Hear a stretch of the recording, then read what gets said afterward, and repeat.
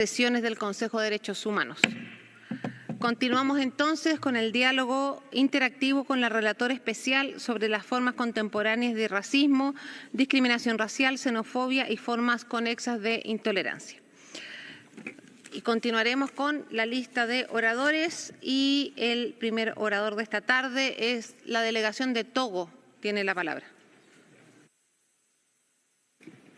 Merci Madame la Présidente. La délégation togolaise remercie la rapporteuse spéciale pour son rapport qui s'intéresse à l'intersectionnalité sous l'angle de la justice raciale. Le Togo partage cette nécessité pour les États et les organisations internationales de disposer d'une approche intersectionnelle pour combattre le racisme, la xénophobie et l'intolérance. Tant ces mots prennent aujourd'hui des formes diverses et touchent plusieurs secteurs de la vie sociale. Madame la rapporteuse spéciale, nous nous approprions particulièrement votre recommandation qui demande aux États de s'attaquer au racisme systémique en élaborant et en appliquant des approches globales relatives à la justice réparatrice, tenant compte des préjudices causés par les atrocités passées, en particulier celles liées au colonialisme et à l'esclavage. C'est pourquoi le Togo mène un plaidoyer afin que la reconnaissance et la réparation des atrocités du passé soient mises au cœur des agendas internationaux de promotion des droits de l'homme en tant que base de lutte contre la discrimination intersectionnelle. Pour finir, ma délégation aimerait savoir quelles sont selon vous les mesures nécessaires à prendre pour faire avancer efficacement cette question de justice réparatrice. Je vous remercie. Muchísimas gracias. A continuación, le cedo la palabra a la distinguida representante de República Dominicana. Muchísimas gracias, señora vicepresidenta. República Dominicana agradece la presentación del informe y saluda el compromiso de la redactora especial en abordar con claridad y firmeza la alarmante normalización del discurso de odio, el antisemitismo, la islamofobia y la glorificación del nazismo. Celebramos el enfoque del informe que vincula el auge del extremismo con la desinformación digital, la precariedad y la manipulación ideológica de los jóvenes. Retos que requieren una respuesta coordinada y centrada en los derechos humanos. Como Estado miembro comprometido con la aplicación plena de la Declaración y Programa de Acción de Durban, reafirmamos que la lucha contra el racismo no puede reducirse a un marco normativo. Exige acciones políticas, educación transformadora y cooperación internacional sostenida. Desde nuestro país hemos impulsado programas para fortalecer la educación en derechos humanos, fomentar el diálogo intercultural y promover la convivencia pacífica, especialmente entre los jóvenes, como pilar para una ciudadanía crítica, empática y comprometida con la no discriminación. No obstante, reconocemos que persisten desafíos, en particular frente al discurso de odio en el entorno digital, que demanda una regularización responsable y una cooperación internacional más decidida. Hacemos un llamado a que este Consejo continúe promoviendo respuestas valientes, centradas en la educación, la memoria histórica y la prevención, como bases para una sociedad más inclusiva. Muchísimas gracias, señora vicepresidenta. Muchísimas gracias.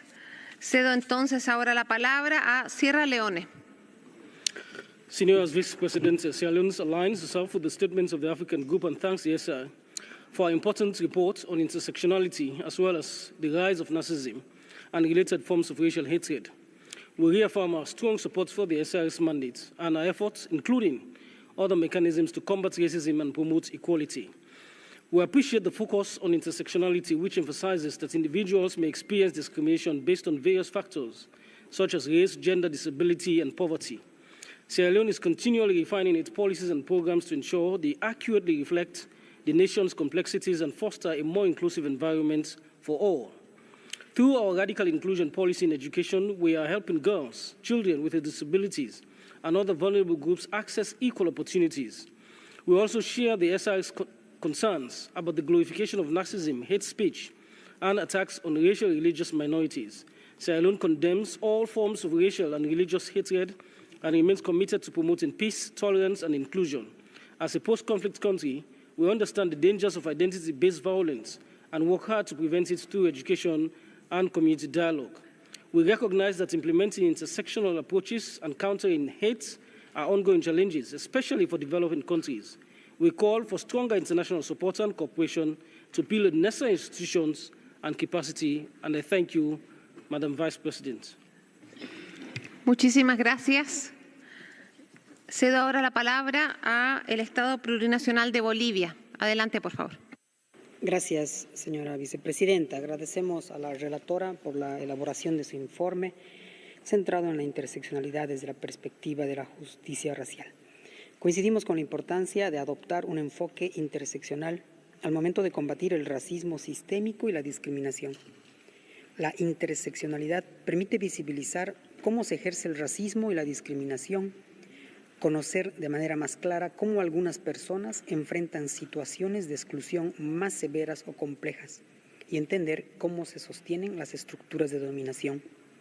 Coincidimos que el enfoque interseccional puede permitir la identificación y la desarticulación de estructuras de poder y privilegio, que a menudo son consecuencias, por ejemplo, del colonialismo y el patriarcado, ambos sistemas interconectados de opresión y marginación que siguen presentes en la actualidad. Es así que en Bolivia hablamos de la necesidad de trabajar en procesos de descolonización y despatriarcalización que deben estar presentes al momento de elaborar normativa en la educación, en planes y políticas de Estado, entre otros, para avanzar hacia la transformación de las estructuras sociales, reconociendo la importancia de respetar la diversidad, la justicia y la equidad. Gracias. Muchas gracias. A continuación cedo la palabra a Ecuador. Señora vicepresidenta, agradecemos a la relatora especial por su informe y coincidimos en que todos los estados deberían redoblar sus esfuerzos para aplicar eficazmente las leyes y políticas de lucha contra la discriminación y velar por que la discriminación interseccional se tenga en cuenta de manera integral en la actuación estatal. El Ecuador reconoce el valor jurídico y transformador del enfoque interseccional.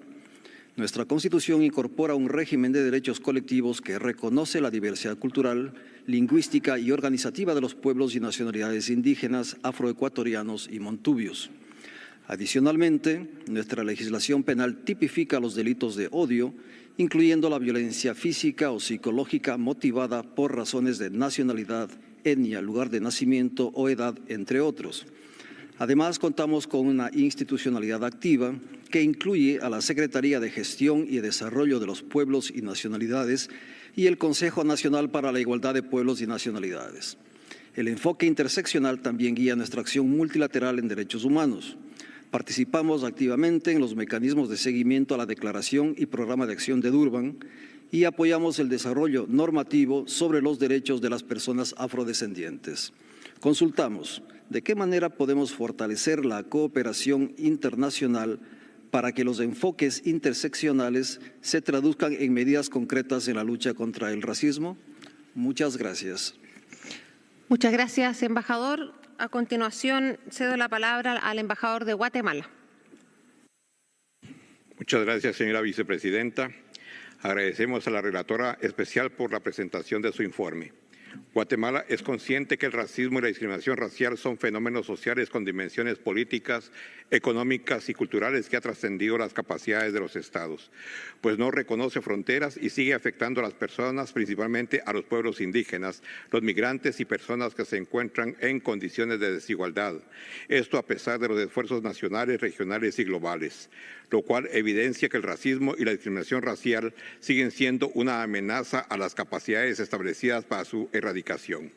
En tal sentido, la revisión y discusión permanente de la situación del fenómeno del racismo y la discriminación racial representa la voluntad, el interés y preocupación de los estados para encontrar nuevas maneras que garanticen el derecho a la igualdad y no discriminación.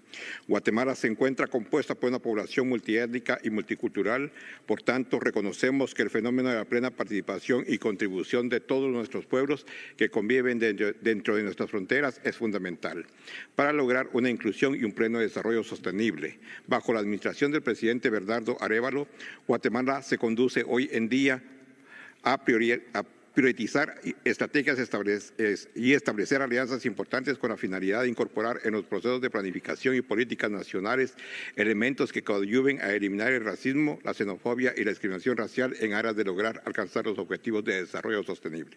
Es menester abordar las causas profundas del racismo y de todos los tipos de discriminación, las desigualdades sistémicas y sobre todo sin dejar a nadie atrás. Muchas gracias. Muchas gracias, embajador. A continuación, la delegación de Italia tiene la palabra.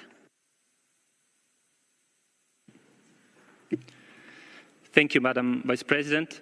Italy aligns itself with the EU statement. Last March, we celebrated the 60th anniversary of the adoption of the International Convention on the Elimination of All Forms of Racial Discrimination, which marked a major step forward in the global fight to eradicate racism. Since Italy's accession to the Convention in 1975, the fight against all forms of discrimination has been an integral part of our commitment to protect and promote human rights, also in compliance with the Italian Constitution. In this regard, Italy has accepted many of the recommendations formulated during the fourth UPR cycle concerning contemporary forms of racism and xenophobia, including by adopting the new National Plan Against Racism, Xenophobia and Intolerance on June 12th. The plan, developed with the National Office Against Racial Discrimination, focuses on preventing and addressing discrimination and inequalities, and on enhancing social cohesion across key areas like work, housing, education, health, security, justice, and media. Specific actions have been defined, including training of public officials and awareness campaigns. Italy remains steadfast in the fight against all forms of discrimination, standing for inclusion and respect for every individual. I thank you. Muchas gracias. Cedo ahora la palabra a la delegación de España. Señora Vicepresidenta, España se une a la Declaración de la Unión Europea y agradece a la relatora especial sus informes. Coincidimos con usted en la necesidad de afrontar la lucha contra todas las formas de discriminación desde un enfoque interseccional, porque el racismo y otras formas de intolerancia afectan de forma concreta a las mujeres racializadas, afrodescendientes y migrantes, y nuestras políticas públicas deben dirigirse particularmente a las necesidades concretas de estas mujeres. Consideramos que la verdadera igualdad exige políticas públicas antirracistas proactivas y cambios estructurales, así como inclusión social y el reconocimiento de comunidades históricamente marginadas. Este es precisamente el espíritu de nuestra Ley 15/2022 para la igualdad de trato y la no discriminación y del Marco Estratégico de Ciudadanía e Inclusión contra el Racismo y la Xenofobia 2023-2027, que presta especial atención al pueblo gitano y a los afrodescendientes.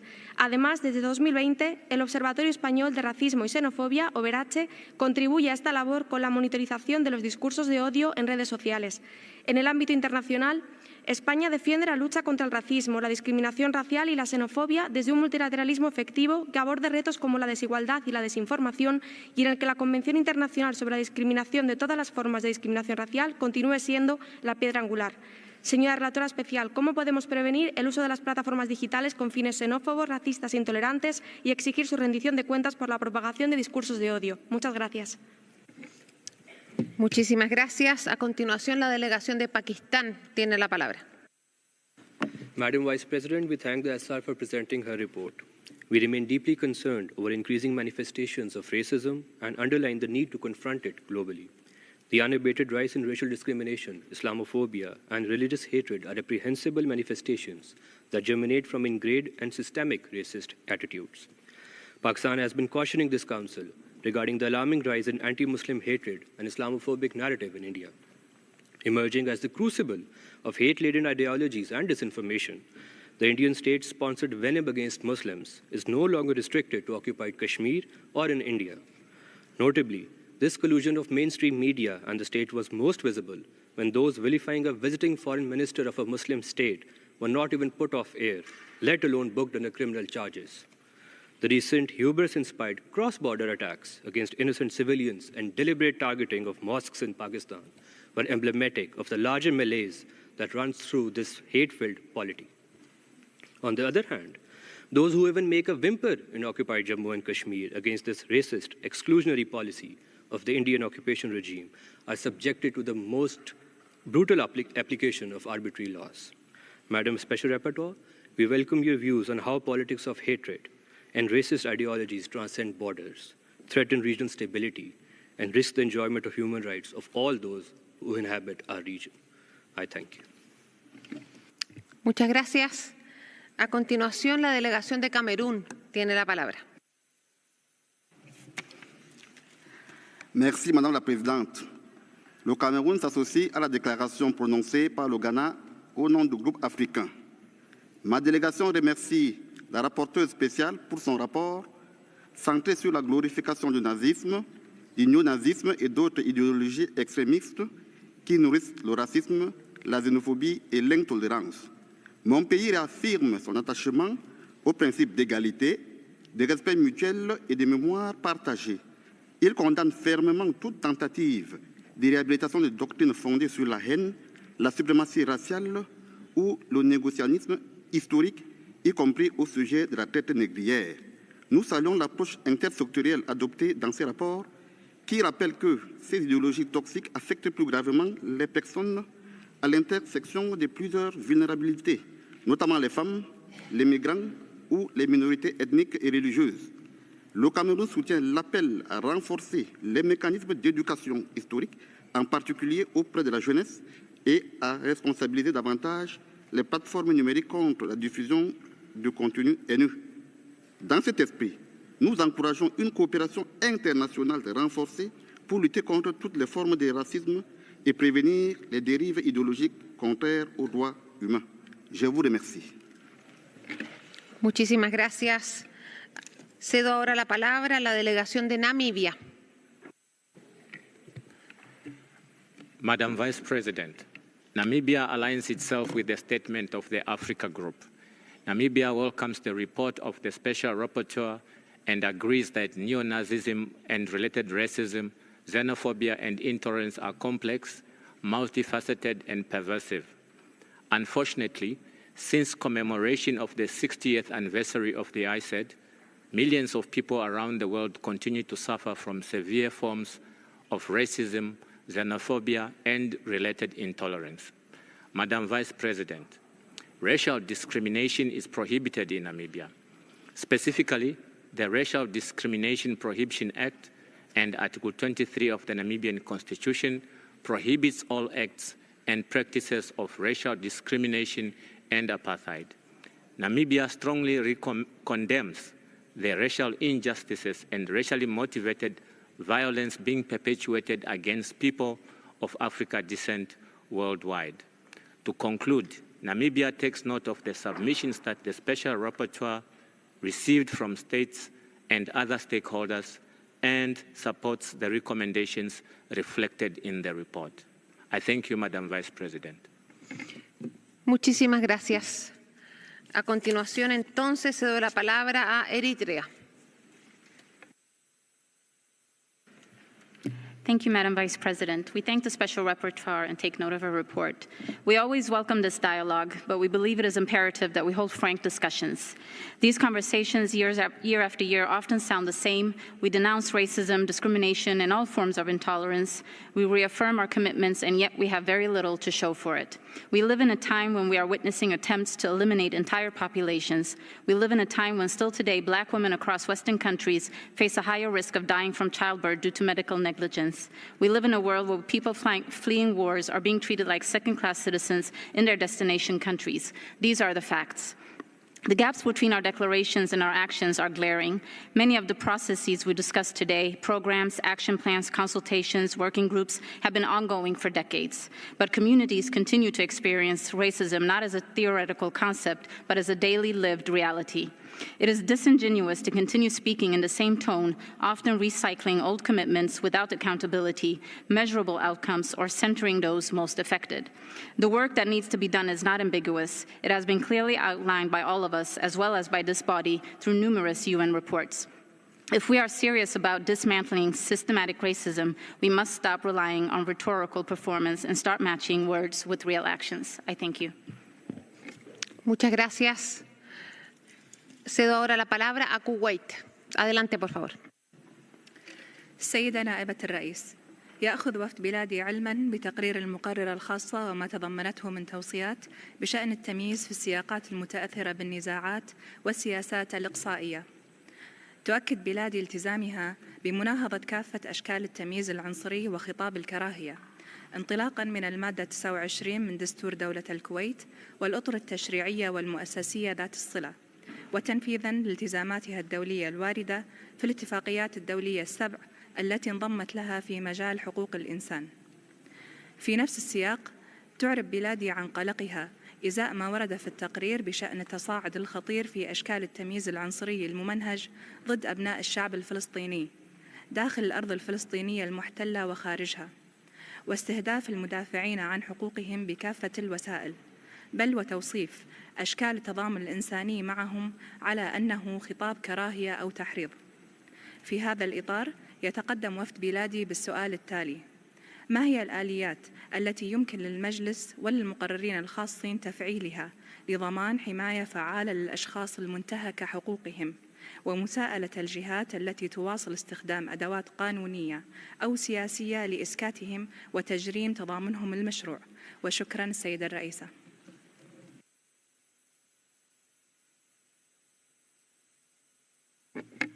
Gracias.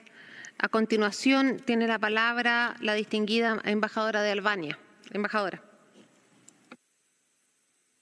Thank you, Madam Vice President. Albania thanks the Special Rapporteur for her report. We note with concern a global increase in cases of discrimination, intolerance and violence motivated by Islamophobia, anti-Semitism and Christianophobia, which directly affect the enjoyment of human rights and threaten religious harmony and coexistence. We welcome the Special Rapporteur's recommendation, particularly those related to the need to intensify awareness raising and educational efforts, particularly among young people, strengthen mechanisms for regulated online content, and promote tolerance, respect for human rights and diversity. Nationally, we have successfully implemented vigorous policies to prevent and combat all forms and manifestations of racism, xenophobia and intolerance, adopting appropriate legislation, establishing national independent institutions to prevent and combat this phenomenon. In concrete terms, the Albanian Commission for Protection Against Discrimination plays a key role in preventing and combating discrimination. We recognize the challenges remain. Albania remains committed to strengthening its legislative framework and institutional mechanism to combat all forms of discrimination. Finally, Albania expresses its commitment to fully cooperate with national, regional and international mechanisms and institutions to build a world free from racism and intolerance. I thank you. Muchas gracias, embajadora. A continuación, la delegación de Costa Rica tiene la palabra. Gracias, señora vicepresidenta. Costa Rica agradece la presentación del informe de la relatora especial y acoge con particular interés el enfoque interseccional propuesto desde la perspectiva de la justicia racial. Mi país reafirma su compromiso con los principios de igualdad y no discriminación consagrados en el Derecho Internacional de los Derechos Humanos y destaca los esfuerzos realizados para garantizar el acceso equitativo a los derechos por parte de nuestras poblaciones afrodescendientes, indígenas y migrantes. En ese sentido, Costa Rica se encuentra llevando a cabo talleres informativos sobre la elaboración de la Estrategia Nacional para una Sociedad Libre de Racismo, Discriminación Racial y Xenofobia, cuyo objetivo es comunicar el camino a seguir luego de la conclusión de la Política Nacional para una Sociedad Libre de Racismo, Discriminación Racial y Xenofobia 2014-2025, lo cual conlleva el desarrollo de la Estrategia Nacional que actualizará varios aspectos de los lineamientos generales, modelo de gestión y evaluación de la política vigente. De esta forma, buscamos que las acciones del aparato estatal tengan como eje transversal la lucha contra el racismo y la discriminación racial, promoviendo la aplicación de derechos humanos en beneficio de diferentes poblaciones y desde una perspectiva de diversidad cultural, igualdad y equidad de género accesible y desarrollo sostenible para convertir al país en una sociedad más inclusiva y equitativa. Costa Rica respalda el llamado de la relatora especial a interpretar de forma coherente los instrumentos internacionales vigentes para incluir la obligación de combatir la discriminación interseccional. Muchas gracias. Muchas gracias. A continuación, la delegación de Benín tiene la palabra. Madame la Présidente, la délégation du Bénin remercie la rapporteure spéciale pour son rapport et s'associe à la déclaration du groupe africain. Comme souligné dans le rapport, l'approche intersectionnelle est essentielle pour comprendre et combattre le racisme systémique ainsi que les formes croisées de discrimination, d'oppression et de marginalisation. Au Bénin, pays riche de sa diversité culturelle et ethnique, la Constitution garantit à tous l'égalité devant la loi, sans distinction d'origine ou de race. Elle reconnaît également aux étrangers résidant sur le territoire national les mêmes droits et libertés que les citoyens béninois. C'est dans ce même esprit que s'inscrit par ailleurs l'adoption en septembre 2024 par le gouvernement béninois d'une loi reconnaissant la nationalité béninoise aux afro-descendants. État partie à la Convention internationale sur l'élimination de toutes les formes de discrimination raciale, le Bénin a déjà eu l'opportunité de présenter devant le CERD en août 2022 ses premiers rapports périodiques au titre de la mise en œuvre de cette convention. Pour finir, le Bénin réitère son attachement à la déclaration et au plan d'action de Durban. Je vous remercie. Muchísimas gracias. A continuación, la delegación de Kenia tiene la palabra.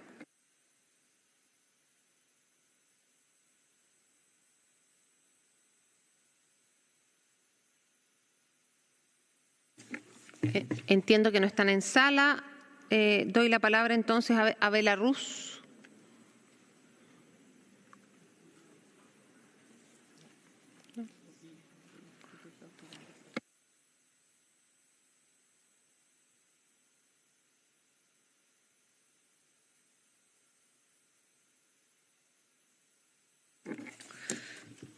Este fue entonces el último orador que pudimos acomodar.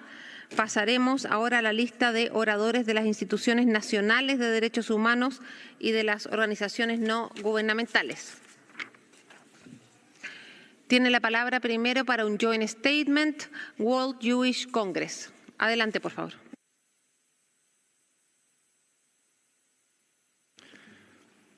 Madam President, the World Jewish Congress addresses this Council with deep concern.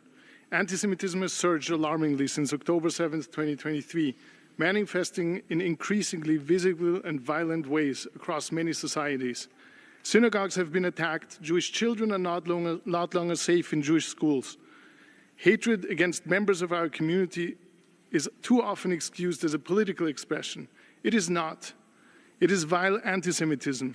We have consistently brought this to your attention in the hope of galvanizing meaningful and unified action. An urgent and coordinated response is needed now. Let us be clear, anti-Semitism is not activism. It is hatred, pure and simple. It threatens Jewish communities and undermines the foundations of democracy and human rights. We must also reject any attempt to suggest that the atrocities of October 7th require context. There is no context, none whatsoever, that excuses the massacre of civilians that has been done to women and children or the execution of youth at a music festival. These were acts of terror. Framing them otherwise betrays this Council's moral responsibility and purpose. The safety and dignity of Jewish communities is not negotiable. They must be defended through the uncompromising prosecution of hate crimes, the credible rejection of all forms of anti-Semitism, and a firm stance against those who glorify anti-Jewish violence. Thank you. Muchas gracias. A continuación, International Dalit Solidarity Network. Thank you, Chair. The International Dalit Solidarity Network thanks the Special Rapporteur for her report and for highlighting the tripartite marginalization of caste, gender, and poverty in South Asia. Intersectional discrimination, especially where caste and gender overlaps, remains widespread. Factors like economic status, disability, religion, and sexual orientation further deepen exclusion, limiting access to rights and opportunities. An intersectional approach is essential to address systemic caste-based discrimination. However, we are concerned that both the UN and the caste-affected states are not giving this issue the attention it demands. We urge member states to consult diverse Dalit women in empowerment efforts, collect disaggregated data by caste, gender, religion, and disability and sexual orientation. Strengthen justice system to prevent and respond to caste and gender-based discrimination and violence. Thank you. Muchas gracias. A continuación, Partners for Transparency. Thank you, Madam Vice President. Partners for Transparency thanks the Special Rapporteur for her report and work and expresses its deep concern about the alarming rise of racist and neo-Nazi movements, which pose a direct threat to peace and social cohesion in many countries, particularly Western ones. Recent trends indicate that the internet and social media platforms are becoming central tools for spreading racist propaganda and hate speech. Facebook announced that it removes approximately 66,000 hateful posts per week. Furthermore, recent years have witnessed the increasing penetration of racist ideas into official political discourse, with political leaders in Sweden and the US calling for exclusionary policies against refugees and migrants, practices that fuel institutional discrimination. Neo-Nazi groups have also become more organized and bolder, particularly in the US, where the public marches have been held, featuring Nazi symbols and racist slogans, a clear indication of the rise of this extremist movement. In conclusion, Madam Vice President, Partners Foundation calls upon the Western states to take firm measures to prohibit glorification of Nazism and criminalize racist propaganda online. Our question to the Special Rapporteur is, what mechanisms does she propose to combat the spread of neo-Nazism in the digital space, especially among young people? Thank you.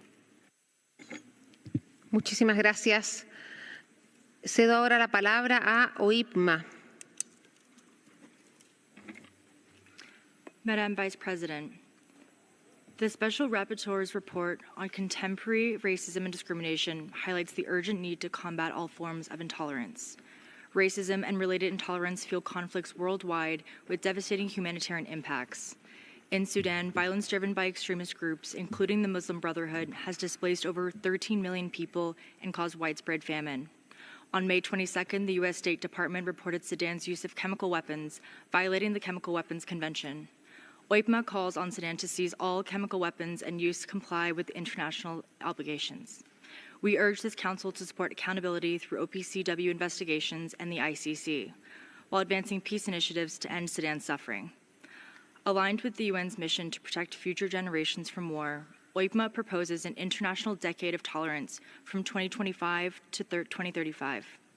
This initiative seeks to eradicate intolerance, hatred, and extremism, foster peace, and promote empathy, education, inclusion, and intercultural dialogue, especially in LDCs.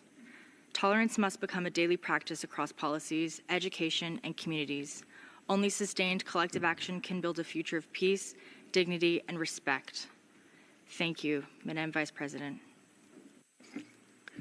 Muchas gracias. Seguimos con Conselho Indigenista Misionario. Señora relatora, su informe de la visita a Brasil expone la continuidad de formas de racismo contra los pueblos indígenas. De entre ellas, la tesis del marco temporal es la más grave por sus impactos en la vida de todos los pueblos. Los pueblos indígenas, después de su victoria histórica en la Corte Suprema en 2023, han visto cómo sus derechos eran nuevamente violados por la aprobación por el Congreso de la Ley 14.701, en vigor hasta hoy, por causa de una mesa de conciliación creada por la Corte Suprema y también por la presión del Estado y las empresas para permitir la minería en los territorios indígenas. Su informe concluye de forma acertada que avanzar en las demarcaciones de tierras indígenas es un deber del Estado y un paso fundamental para superar el racismo estructural. Durante su visita a Brasil, usted condenó los actos de violencia contra el pueblo guaraní Caiobá en Mato Grosso do Sul como una manifestación de racismo estructural. Después de su visita, ha habido nuevos ataques en estos y en otros territorios indígenas de Brasil, con participación de actores particulares y estatales. Estas atrocidades cuentan con el apoyo de sectores económicos y políticos locales y persisten por la falta de demarcación de los territorios tradicionales y por el impasse creado sobre los derechos constitucionales. Brasil es la sede de la COP30 este año, pero el racismo ambiental de Brasil deja sus marcas persistentes sobre los pueblos indígenas del país. Instamos al Gobierno a cumplir integralmente y de buena fe las recomendaciones formuladas en su informe. Muchas gracias. Muchísimas gracias. A continuación, Instituto Brasileiro de Direitos Humanos. Madam, thank you for your report on Brazil's visit. The Brazilian government recognized that racism is systemic and has established important programs and enacted legislation to prevent and address racial discrimination. However, the justice system remains selective, and the public security follows a rather punitive approach, perpetuating systemic racism. This issue, along with the country's unhealed history of slavery, has turned poor neighborhoods into places of constant surveillance and control. In these areas, racially sectors face many barriers to social mobility and are often exposed to police brutality. Because of the stringent inequality, prisons are used as the near-fast replacement for public policies in communities that not receive basic social services. For many, the state is only present through police and prisons. Brazil overspends incarceration while investment in essential services such as education, health, and housing are reduced. It's urgent that Brazil creates public service and justice policies that work together, consider different forms of intersection discrimination and focus on alternatives to prison. Thank you. Muchas gracias. A continuación, Minority Rights Group. Thank you, Chair. Madam Special Report. We welcome to report and recommend you for recognizing intersectional and systemic nature of the racism in Brazil. As the Instituto Vidas Negras com Deficiência Importam and Minority Rights Group, we echo the urgency of addressing the visibility and the dual discrimination faced by Black people with disability in Brazil. We are deeply concerned that systemic racism and ableism continues to produce and perpetuate disability through state violence, medical negligence, environmental injustice, and structural exclusion. We urge the Council to call on the Brazilian government to recognize the production of disability through racialized state violence, including policy brutality and obstructive violence. Collect disaggregated and quantitative data of the Black people with disabilities. Ensure reproductive justice and prevent forced sterilization of African descendants people with disabilities. Guarantee accessible and inclusive education to the Black children with disabilities. Strengthen policies that promote independent living and end institutionalization practices. Without the urgent targeted action, Black people with disability in Brazil will remain at the margins and anti-racist and disability agendas. Thank you. Muchas gracias. Cedo la palabra a Shams. Madam Special Rapporteur, Shams expresses its deep concern over Israel's persistent and systematic racial discrimination and apartheid policies against the Palestinian people in clear violation of international human rights law and international humanitarian law, including the International Convention on the Elimination of All Forms of Racial Discrimination. For decades, Palestinians have been subjected to a system of apartheid, segregation, and racial discrimination manifested in discriminatory laws, policies, and practices that permeate every aspect of daily life. This includes the illegal construction and expansion of settlements, the forced displacement of Palestinian communities, restrictions on movement, arbitrary arrests, home demolitions, and the denial of basic rights solely based on national and ethnic identity. The dual legal system enforced in the occupied Palestinian territory, whereby Israeli settlers enjoy full rights under Israeli civil law, while Palestinians are subjected to harsh military rule, is a stark embodiment of racial discrimination. We urge your mandate to address the entrenched system of racial discrimination imposed on Palestinians and call on the international community to uphold its legal obligations. Immediate protection, equal rights, and accountability for Israel's apartheid and discriminatory policies are urgently needed. Thank you. Muchas gracias. A continuación cedo la palabra CSI. Thank you, Madam Vice President. It has been nearly 22 months since Azerbaijan expelled 120,000 ethnic Armenians from their homeland in Nagorno-Karabakh during September 2023. It has been 20 months since the International Court of Justice ordered the Republic of Azerbaijan, in accordance with its obligations under the International Convention on the Elimination of All Forms of Racial Discrimination, to ensure that persons who have left Nagorno-Karabakh after 19 September 2023 and who wish to return to Nagorno-Karabakh are able to do so in a safe, unimpeded, and expeditious manner. The court also ordered Azerbaijan to protect and preserve registration, identity, and private property documents and records of the Armenians who fled Nagorno-Karabakh. Not only has the government of Azerbaijan failed to uphold this order, it is actively destroying Armenian-owned homes, property, and entire villages, making it impossible, in many cases, for this order to be carried out.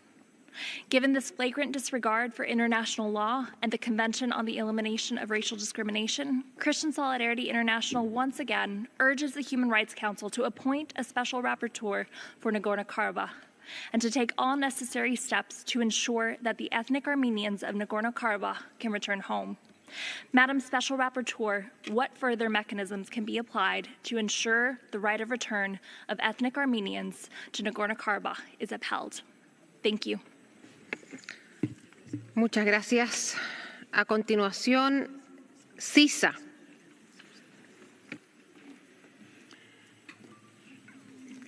Good afternoon. Thank you, Chair. General Assembly Resolution 644 and 1328 in the decolonization process called for the elimination of all racial discrimination law and policy. The intersectionality that the Special Rapporteur brings up must be addressed internationally for Indigenous peoples who are recognized under the United Nations Charter or with international treaties. Indigenous peoples have been characterized as peoples over whom the superior genius of the European civilization expresses its authority over us in this racist ideology from the Supreme Court of the United States. Of course, when you look at more intersectionality in history, the Nazi movement was inspired by the racist ideology of the KKK as members of the Ku Klux Klan raced in the 1920s and marched in Washington, D.C. It was also inspired by the Union of South Africa Citizens, who drew apartheid as one of their main acts. It is very important that the manner of administrative discrimination by Western states that affects the OHCHR and manipulate the Office of the High Commissioner of Human Rights is addressed so that the structural, managerial, and administrative discrimination exercised Muchas gracias. Este fue el último orador que pudimos acomodar en este diálogo. Ahora voy a ceder la palabra entonces a la relatora Ashwini para sus palabras de clausura. Tiene 6 minutos, relatora. Thank you, Madam Chair. Firstly, I would like to thank all the member states, civil society organizations for their constructive and thoughtful observations and questions. I welcome and extend my appreciation to all the member states who have adopted and who plan to initiate an intersectional approach in their legislative measures and policy making. Across both my reports, a clear pattern emerges. Structural inequality, when left unaddressed, creates fertile ground for rising hate, systemic violence, and the deepening exclusion of racially and ethnically marginalized groups. And the findings are troubling and demand urgent and coordinated response. From my report on neo-Nazism, I underscore that racism, xenophobia, anti-Semitism, and Islamophobia are not isolated or episodic. They're complex, multifaceted, and increasingly normalized, and stakeholder submissions reveal a marked rise in racially motivated hate crimes, anti-Semitic and anti-Muslim incidents in the recent past, and the mainstreaming of far right-wing ideologies into public discourse and politics.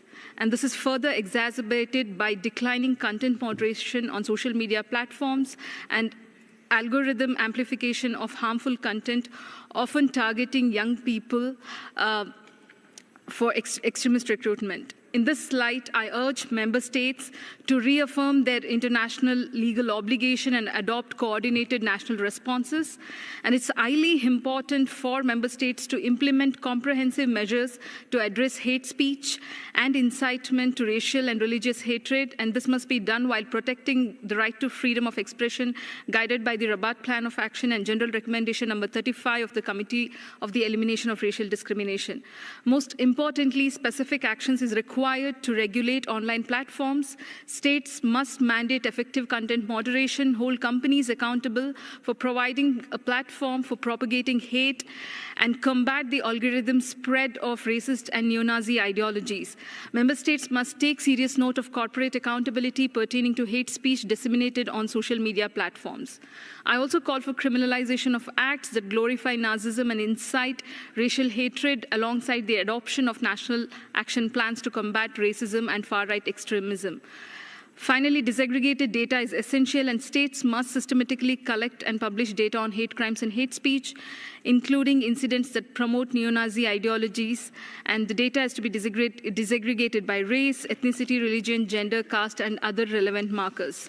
With regards to the comments and questions on best practices to adopt intersectional approach in reparatory justice and to improve international standards, and tangible actions to be taken for the adoption of intersectional approach, I would like to reiterate that there is a dire need to change the pedagogy and discourse of legislative reforms to develop intersectional approach in policy making. And my report emphasizes that understanding and addressing racism and racial discrimination and other forms of similar discrimination today requires an intersectional approach. And I must say that intersectional approach is not a theoretical preference, it is a legal and empirical necessity. And intersectionality has to be grounded in the lived experiences of affected persons, must be integrated in all aspects of policy, law, and institutional reforms, and member states must ensure that those impacted by systemic racism, such as women of African descent, Dalit, indigenous women, Roma, Muslim, and Arab women, Palestinian women, persons with disabilities, LGBTQI individuals, stateless persons are not merely consulted but meaningfully included in shaping solutions. Most importantly, intersectionality must be legally recognized and reflected in comprehensive anti-discrimination frameworks. Legal definition should reflect lived experiences, and it is essential to adopt special measures like that of affirmative action in education, employment, and political representation, including targeted resources for social inclusive policies and community programs. And these community programs must be designed and evaluated using intersectional lens, and the voices of those affected should shape the rational design and outcome of such measures.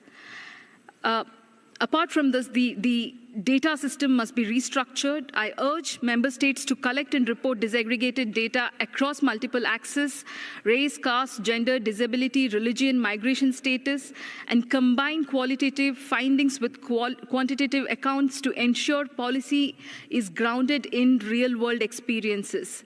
And states should adopt and implement reparatory justice mechanisms that address the structural and historical roots of racial and intersectional discrimination, including colonialism, slavery, caste oppression, and patriarchy. And in addition, reparations must be comprehensive, embedded in institutional framework. I would like to conclude by stating that it is now incumbent upon us to move from acknowledgement to action through law, education, policy, data, and accountability. And the credibility of our international human rights system rests on our commitment to confront the most entrenched, interconnected, systemic forms of inequality. I thank you.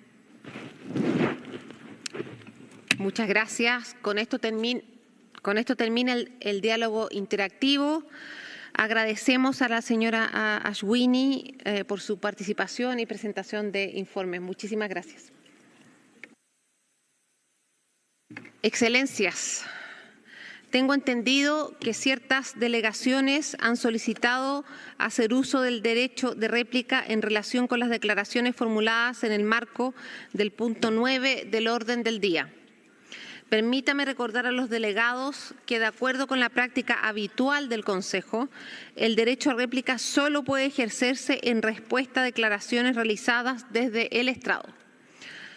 Las delegaciones no pueden ejercer el derecho de réplica contra una declaración realizada por un presentador en el estrado durante las reuniones del Consejo. Esto incluye al alto comisionado, a un titular de mandato o a cualquier otro experto o representante de un órgano subsidiario del Consejo. Tiene entonces la palabra el distinguido representante de India y dispone de 3 minutos. Thank you, Madam Vice President. Indian delegation is compelled to exercise its right of reply in response to yet another baseless and malicious statement by Pakistan, a habitual offender in misusing UN forums to peddle falsehoods and propaganda. Terrorism is the greatest enemy of humankind, and Pakistan's desperate attempts to invert reality by distorting facts are not only misleading, but also deeply ironic, given its well-documented role as the epicenter of cross-border terrorism. The Council needs no lecture from Pakistan, a country where minorities face systemic discrimination and persecution, often with the direct involvement by the state. On 22nd April 2025, 26 innocent Indian tourists were brutally massacred in Pahalgam, Jammu and Kashmir, victims of a barbaric terrorist attack orchestrated by Pakistani terrorists. This heinous act, rightly condemned by the UN Security Council, lays bare the true face of Pakistan's state-sponsored terror apparatus. The Pakistan's attempts to mischaracterize India's targeted and proportionate counter-terror operations are not only false, they are unacceptable. A nation that glorifies UN-designated terrorists with public honors and state funerals forfeits any credibility when it comes to preaching peace or human rights. Pakistan's record is not a matter of opinion, it's a matter of international infamy. Madam Vice President, the only crisis in Jammu and Kashmir stems from Pakistan's continued export of cross-border terrorism and its attempts to ruin the local economy, a direct consequence of its continued sponsorship of terrorism as state policy. Let us be clear, no amount of pretense or repetition can lend credibility to Pakistan's fabricated narrative. The international community is not blind to its pattern of distortion and denial. We urge Pakistan to look inward, address the rot of terrorism within its borders, and cease its obsessive and futile attempts to vilify India on the world stage. It would do well to focus on its internal human rights and treatment of minorities rather than wasting this esteemed council's time. I thank you. Muchísimas gracias. Me gustaría ahora dar la palabra al distinguido representante de Pakistán, quien también dispone de 3 minutos.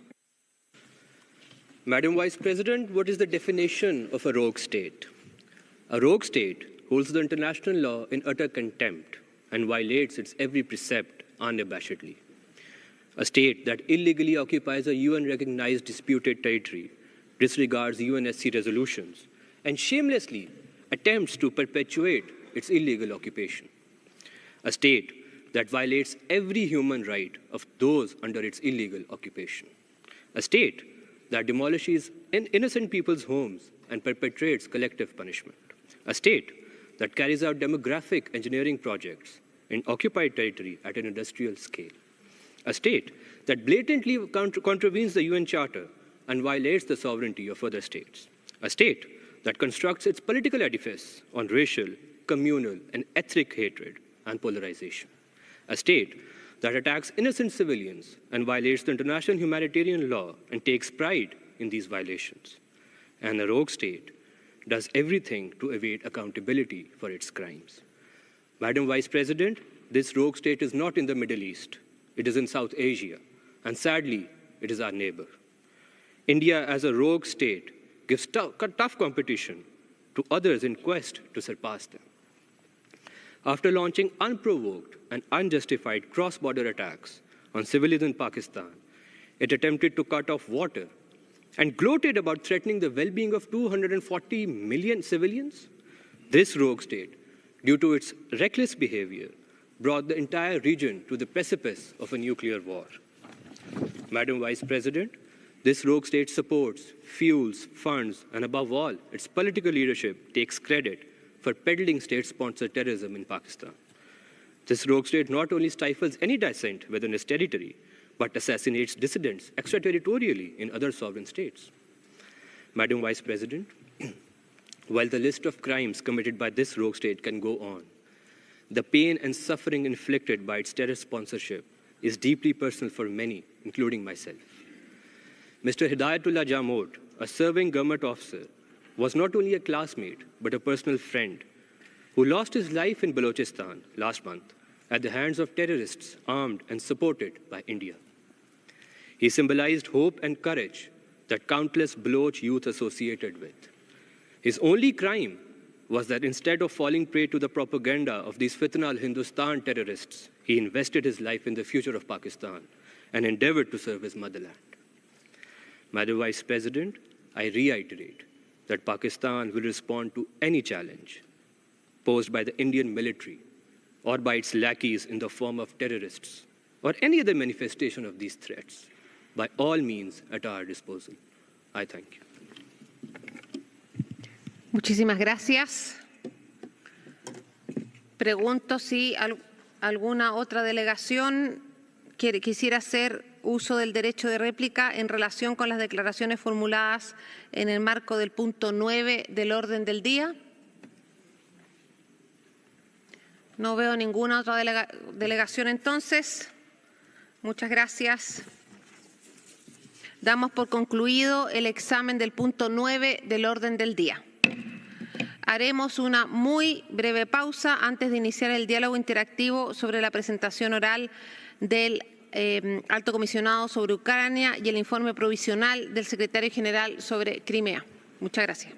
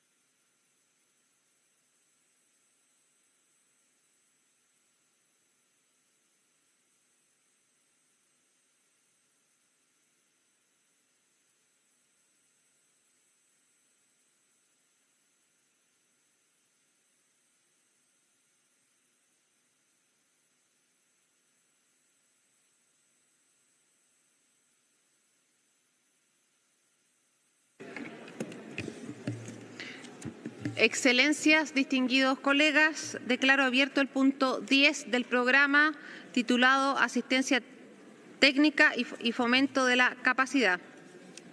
Comenzaremos ahora el diálogo interactivo sobre la presentación oral del Alto Comisionado de las conclusiones del informe periódico del Alto Comisionado para las Naciones Unidas para los Derechos Humanos sobre la situación de los derechos humanos en Ucrania, de conformidad con lo dispuesto en la Resolución 53-30 del Consejo de Derechos Humanos y sobre el informe provisional del Secretario General sobre la situación de los derechos humanos en los territorios temporalmente ocupados de Ucrania, incluida la República Autónoma de Crimea y la ciudad de Sebastopol, de conformidad con lo dispuesto en la Resolución 79-184 de la Asamblea General.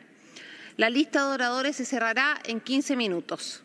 Tengo el honor de dar la bienvenida y ceder la palabra a la señora Ilse Brands, subsecretaria general de las Naciones Unidas para los Derechos Humanos. Tiene la palabra. Thank you, Madam Vice President, Excellencies, distinguished delegates. Since the office briefed this Council last March, ceasefire talks have stalled and the fighting has escalated with a serious increase in civilian casualties. Along the front line, Russian armed forces have continued their push to acquire control of further territory. Attacks with short-range drones have killed and injured hundreds of civilians, particularly older people. In April, May and June, nearly 50% more civilians were killed or injured than in the same period in 2024. More than 90% of these casualties were in territory controlled by Ukraine. The trend over the past 2 years is that civilian deaths and injuries have peaked in the summer months. In April, the office documented that some of the missiles that struck cities were equipped with warheads that exploded in the air, scattering fragments across large areas. In some cases, several drones struck the same hospital. In the night of 16th to 17th of June alone, an hours-long attack killed more civilians in Kyiv than any other attack in nearly a year. These attacks are instilling terror and anxiety in cities across Ukraine. We call again on the Russian Federation to cease the use of force against Ukraine immediately, in line with United Nations General Assembly resolutions, the United Nations Charter, and other applicable international law, including the binding order on provisional measures of the International Court of Justice. Madam Vice President, there is some positive news. The ceasefire negotiations have facilitated the return of hundreds of prisoners of war, the bodies of deceased soldiers, and some civilian detainees. Families who lived in uncertainty and anxiety for many months or even years finally have some answers about the fate of their loved ones. Soldiers have reunited with their families. The exchanges have allowed many to escape torture, ill treatment, and otherwise inhuman conditions of captivity. From these last rounds of exchanges, our office interviewed more than 117 Ukrainian former prisoners of war. They provided detailed, consistent accounts of torture and cruel, inhuman, or degrading treatment, including sexual violence in Russian captivity, often corroborated by their injuries and the accounts of other former prisoners. These accounts confirm that torture and ill treatment of Ukrainian prisoners of war continue in numerous detention facilities, patterns that we have repeatedly documented and reported. I reiterate the High Commissioner's call on the Russian authorities to ensure that prisoners of war are treated in accordance with international humanitarian and human rights law. The law is equally binding on the Ukrainian authorities. We continue to interview Russian prisoners in Ukrainian captivity. And although the scale is not comparable, we have documented cases where Ukrainian authorities have used torture and ill treatment in the early stages of captivity in unofficial places of detention. Ukrainian authorities have launched investigations into several of these allegations. Our office calls on them to ensure that these investigations are carried out in line with international standards. Madam Vice President, in addition to presenting our office periodic report on the human rights situation in Ukraine, I also present the United Nations Secretary General's interim report on the occupied territories. Despite repeated requests, the Russian Federation has regrettably not granted our office access to these territories. We have therefore continued our monitoring based on remote methodology. The Russian Federation continues to violate its obligations as an occupying power under international humanitarian law, notably by imposing its legal and governance system in the occupied territory, compelling inhabitants to swear allegiance to it, and transferring protected persons within occupied territory and deporting protected people to the Russian Federation. In the last 6 months, we have also documented an increase in efforts by the Russian Federation to unlawfully expropriate the private property of people who have been displaced, which is also a violation of international humanitarian law. My office is concerned that the Russian authorities have set in train processes that will facilitate expropriations on a large scale in Mariupol. The Russian authorities continue to impose severe restrictions on civic space in the occupied territory, in particular on exercise of freedom of expression.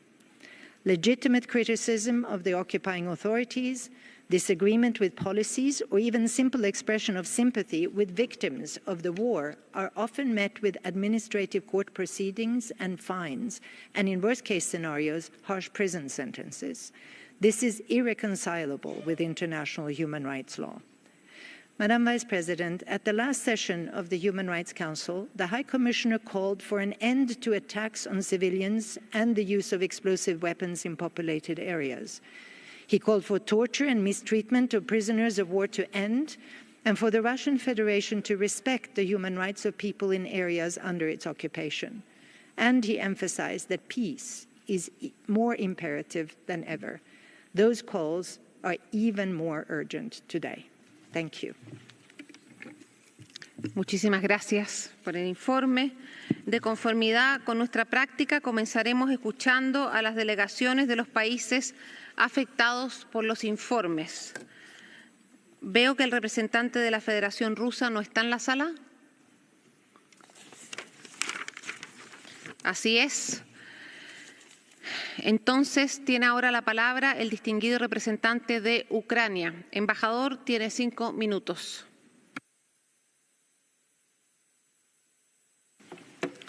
Thank you, Madam President. We thank the Assistant Secretary General for her update and commend the work of the UN Human Rights Monitoring Mission in Ukraine. Its evidence-based reporting, produced under the most challenging conditions, is not only a record of truth, but a foundation for future justice. We are deeply grateful for this commitment to exposing the realities of Russia's war against Ukraine. The mission's office is situated in Podil district in Kyiv, in the heart of our capital. Just like all residents of Kyiv, its staff is subjected to daily attacks by drones and ballistic missiles launched by Russian armed forces targeting civilian objects, while with the aim of killing, injuring and terrorizing as many Ukrainians as possible, to wipe the ancient capital of Ukraine off the face of the earth. The latest figures contained in the report are alarming. The overwhelming majority of civilian casualties occurred as a result of Russia's intensified, relentless aerial attacks. While its missiles strike hospitals and playgrounds, Russia continues to falsely claim it targets military infrastructure. This is not warfare, it is terrorism celebrated with impunity. Madam Assistant Secretary General, we also take note of the information of the alleged violations from the Ukrainian side and will examine them with full seriousness in line with our international obligations. Even under siege, Ukraine upholds its commitments under international humanitarian and human rights law, and we reiterate our demand for the Russian Federation to do the same. As occupying power, it bears full responsibility for the human rights situation in the territories under its temporary military control. We strongly condemn Russia's continued denial of unimpeded access to the Autonomous Republic of Crimea and other temporarily occupied territories of Ukraine, despite persistent requests from OHCHR. This deliberate obstruction seeks to conceal the grave human rights violations committed in those territories. It is not only a violation of international law, but a direct affront to the values of United Nations. We are witnessing the systematic erasure of Ukrainian identity. As it is noted in the Secretary General's interim report, Russia has imposed its political, legal, and administrative systems in occupied regions, following the same destructive pattern it has used in Crimea since 2015. The March 2025 decree redefining the legal status of Ukrainian citizens, the recent ban on Ukrainian language instruction in schools, and the illegal expropriation of property belonging to displaced Ukrainians all point to a policy of demographic engineering. These acts risk irreparable harm to future generations and jeopardize prospects for a comprehensive, just, and lasting peace. Torture, summary executions, arbitrary detention, sexual violence, and enforced disappearances remain defining features of Russia's war. One of the most harrowing recent cases is that of Ukrainian journalist Victoria Roshchina, whose body was returned to Ukraine in February 25, months after her death in Russian captivity, showing signs of torture and mutilation. Victoria had traveled to Zaporizhia to report on the torture of civilians. Instead, she was detained, transferred across the border, and perished in the very system she sought to expose.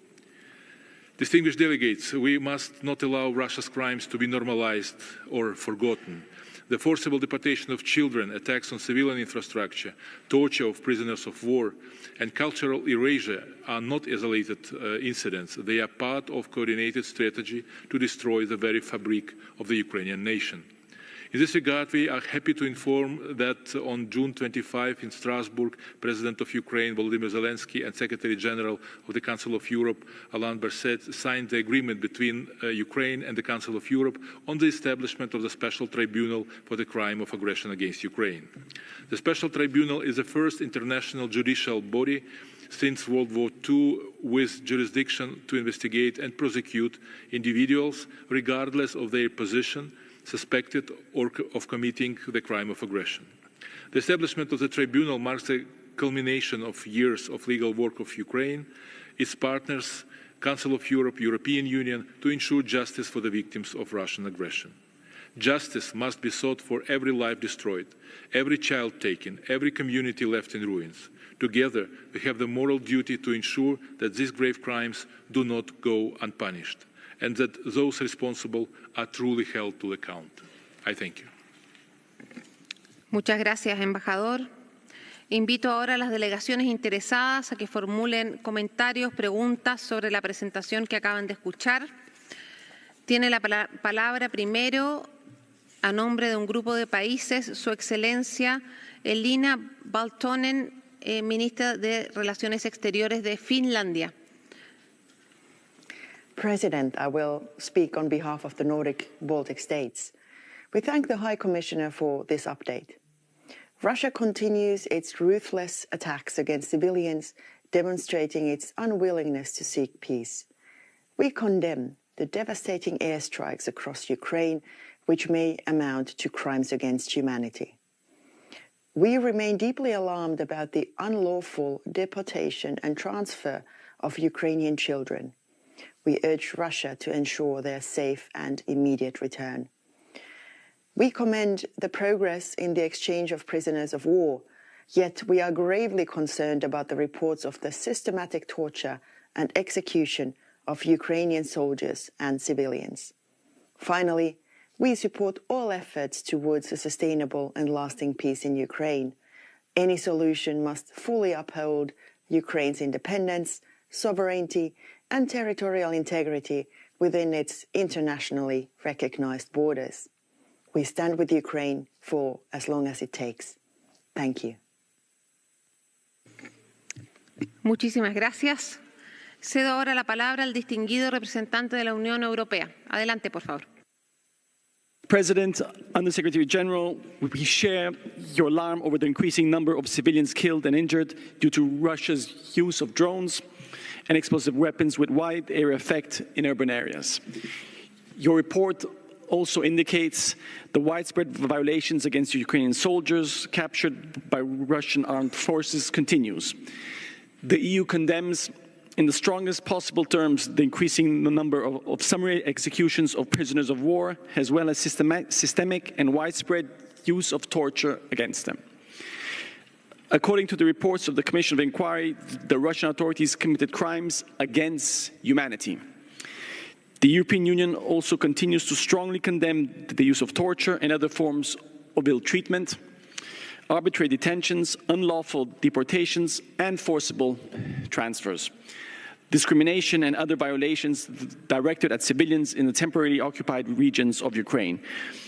We express our grave concern at the militarization and indoctrination of Ukrainian minors and youth by Russia.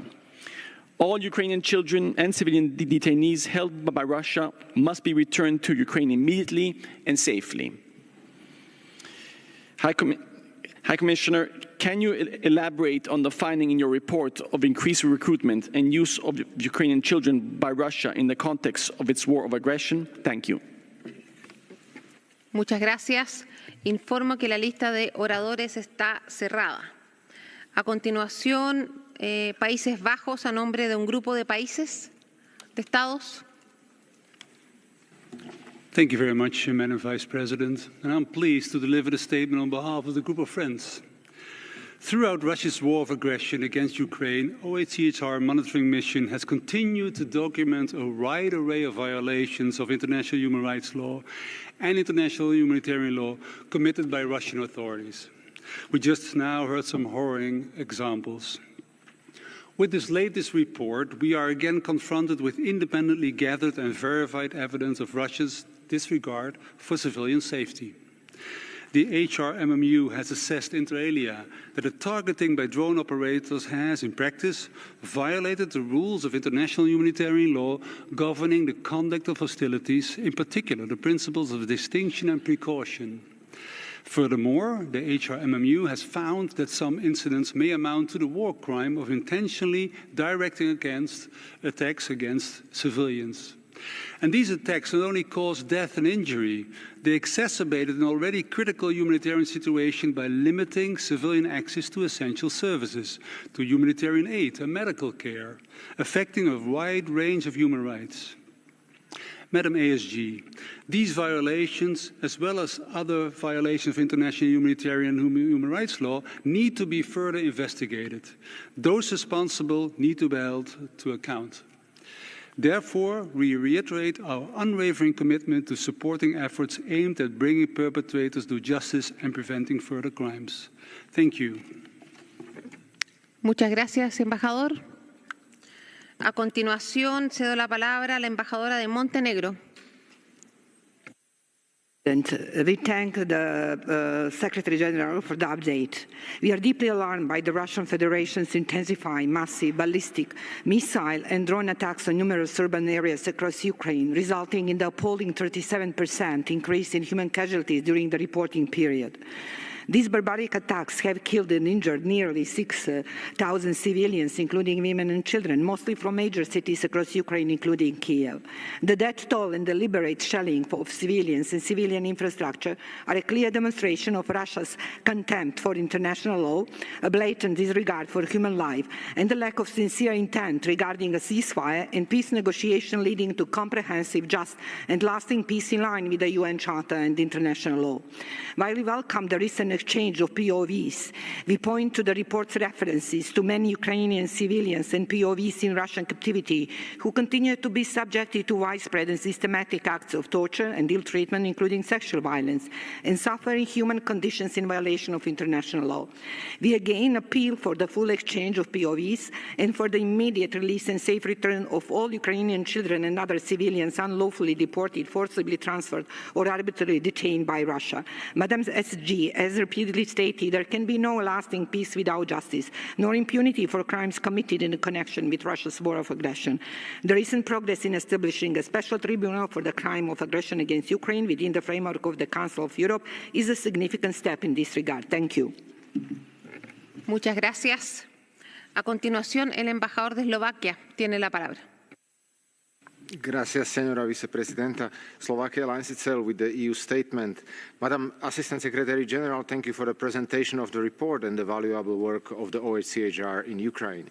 We hear reports about the human rights situation in Ukraine on every Human Rights Council session, but the devastating impact of the Russian aggression doesn't seem to diminish. Despite all the efforts, including direct talks between Russia and Ukraine, the situation shows no sign of de-escalation. Ukrainian critical and civilian infrastructure is even more intensively targeted, and sadly, the number of civilian casualties grows daily. Equally, the level of human rights violations continues and increases. It is unacceptable that accounts of torture, sexual violence, ill treatment of prisoners of war and civilians are present in every report. Justice and accountability are an integral part of any post-conflict and comprehensive peace solution. It is important to hold all the perpetrators accountable. That's also why it is so important to have eyes and ears on the spot. Therefore, we call on Russia to provide the OHCHR an independent international monitoring mechanism with safe and unhindered access to the occupied territory of Ukraine. Madam ASG, let me stress once again that Slovakia is firmly committed and will support further efforts aimed at achieving a comprehensive, just and lasting peace in Ukraine.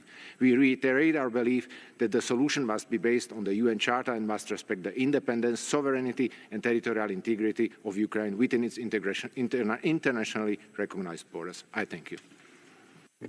Muchas gracias. A continuación, la delegación de Chipre tiene la palabra. Madam Vice President, Cyprus aligns itself with the EU statement and thanks the Assistant Secretary General for her report. Cyprus condemns Russia's war of aggression against Ukraine and the illegal annexation of Ukrainian territory in violation of the UN Charter and international law. We are deeply alarmed by the steep increase in civilian casualties resulting from the intensification of Russia's military operations. We are appalled by the report's findings detailing Russia's ongoing use of torture and acts of sexual violence committed against Ukrainian civilians and prisoners of war. According to credible reports, Ukrainian children have been recruited by Russian state actors and used in armed conflict in violation of the prohibition in international law on the recruitment and use of children in hostilities. We reiterate our call to Russia to immediately end the unlawful practice of deportation and forcible transfer of children and to ensure their prompt and safe return to Ukraine. Illegality resulting from invasion, occupation, and the use of force can never be accepted or normalized. As a country that continues to endure the consequences of foreign invasion and occupation, Cyprus stands in full solidarity with Ukraine and reaffirms its unwavering support for Ukraine's sovereignty, independence, and territorial integrity. Thank you. Muchísimas gracias. A continuación, la embajadora de Francia tiene la palabra. Merci, merci Madame la Présidente et merci Madame la Haut-Commissaire adjointe. La France vous remercie pour votre rapport qui met en lumière les violations persistantes du droit international commises par la Russie en Ukraine. Elle souscrit à la délégation de l'Union européenne. Les exécutions sommaires, le recours massif et systématique à la torture, les traitements inhumains et les violences sexuelles à l'encontre de prisonniers ukrainiens se poursuivent de manière systématique, comme vous le soulignez. En violation du droit international humanitaire, la Russie continue de prendre pour cible des civils, comme l'ont montré les attaques massives qui ont visé Kiev dans la nuit du 17 au 18 juin et qui ont fait plus de 28 morts. La France condamne fermement ces pratiques. La France condamne également les déportations illégales d'enfants ukrainiens vers la Russie et reste mobilisée pour favoriser le retour des enfants ukrainiens auprès de leurs familles. Dans les territoires illégalement occupés par la Russie, les populations sont contraintes d'accepter la nationalité russe pour accéder aux soins ou travailler. L'enrôlement forcé et les transferts de personnes protégées doivent cesser, de même que les restrictions de leurs droits fondamentaux. La France réaffirme son soutien indéfectible à l'Ukraine et à son peuple qui résiste avec un courage remarquable à la guerre d'agression menée par la Russie. Elle appelle à l'établissement dans les meilleurs délais d'un cessez-le-feu et au lancement de négociations entre l'Ukraine et la Russie pour un règlement solide et durable du conflit. Je vous remercie. Muchísimas gracias. A continuación, entonces, el embajador de Irlanda tiene la palabra. Thank you, Vice President. Ireland aligns with the EU statement, and I want to thank the ASG for her update. Ireland reiterates its condemnation of Russia's unjustifiable war of aggression against Ukraine, and we condemn Russia's occupation of Ukrainian territory, including Crimea, the human rights violations and abuses that have occurred in temporarily occupied territories of Ukraine, and all human rights violations and abuses that have been carried out during the course of Russia's war. Ireland is also concerned at reports of the torture and ill treatment of prisoners of war. Ireland condemns the forcible transfer or deportation of Ukrainian citizens, including children, from Ukraine to Russia by Russian authorities, and this constitutes a clear violation of international humanitarian law. We deplore efforts by Russia to alter the demographic composition of the occupied territories of Ukraine and are concerned by the removal of land ownership rights of Ukrainian citizens by Russian authorities in Crimea. We are alarmed that Russia is enforcing military conscription in the occupied territories and promoting a militarist culture among children in these territories. We are also appalled by the reports of the recruitment of Ukrainian children to commit acts of sabotage against Ukrainian military targets and civilians. Assistant Secretary-General, what steps can the international community take to ensure accountability for conflict-related sexual and gender-based violence in the temporarily occupied territories of Ukraine? Thank you. Muchas gracias. Cedo entonces la palabra a la delegación de Alemania. Thank you, Madam Vice President. Germany aligns itself with the statement delivered by the European Union, and we would like to join others in thanking you, Assistant Secretary General, for your update. As you laid out, Ukrainians continue to be attacked, wounded and killed every day by Russia's military as part of Russia's illegal war of aggression against Ukraine. All of these human rights violations are meticulously documented by OHCHR's Human Rights Monitoring Mission on Ukraine. And in spite of all these violations, the people of Ukraine are resisting aggression and intimidation. We pay tribute to their courage. And we also call on Russia to comply finally with international law and engage in serious negotiations. But while atrocities continue, we must continue to document them and push for accountability. That's why we support the continuation of the High Commissioner's updates on Ukraine. In closing, one specific question, Madam Assistant Secretary General. From your point of view, how should the needs and priorities of ethnic groups in Ukraine, such as the Crimean Tatars, be recognized and addressed in potential future discussions around a peace framework? Thank you. Gracias. A continuación, el embajador de Japón tiene la palabra. Thank you, Madam Vice President. We would like to thank Assistant Secretary General for her oral update on the dire human rights situation in Ukraine. We also appreciate the Secretary General's interim report on the human rights situation in Crimea. More than 3 years have passed since Russia launched its aggression against Ukraine, which we reiterate is a clear violation of international law and shakes the very foundation of the international order. If such violations were tolerated, it would set a very dangerous precedent. We once again condemn in the strongest terms the actions of the Russian forces, which have led to a large number of civilian casualties. We support the monitoring and technical assistance by OHCHR and Ukraine's efforts to uphold human rights in cooperation with international mechanisms. We also express our respect for the Ukrainian people who have demonstrated immense bravery in standing up against Russia's aggression day after day. Japan will continue to stand firmly with Ukraine and the international community until a just and lasting peace is achieved in Ukraine. I thank you.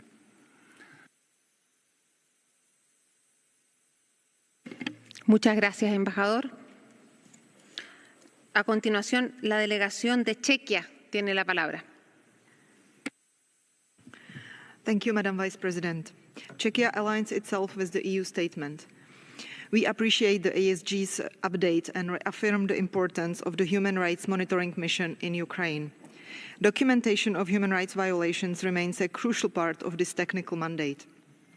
Czechia strongly condemns Russia's intensified attacks against civilians in Ukraine, including the use of drones and explosive weapons in residential areas. Deliberate targeting of civilians, including children, constitutes a war crime.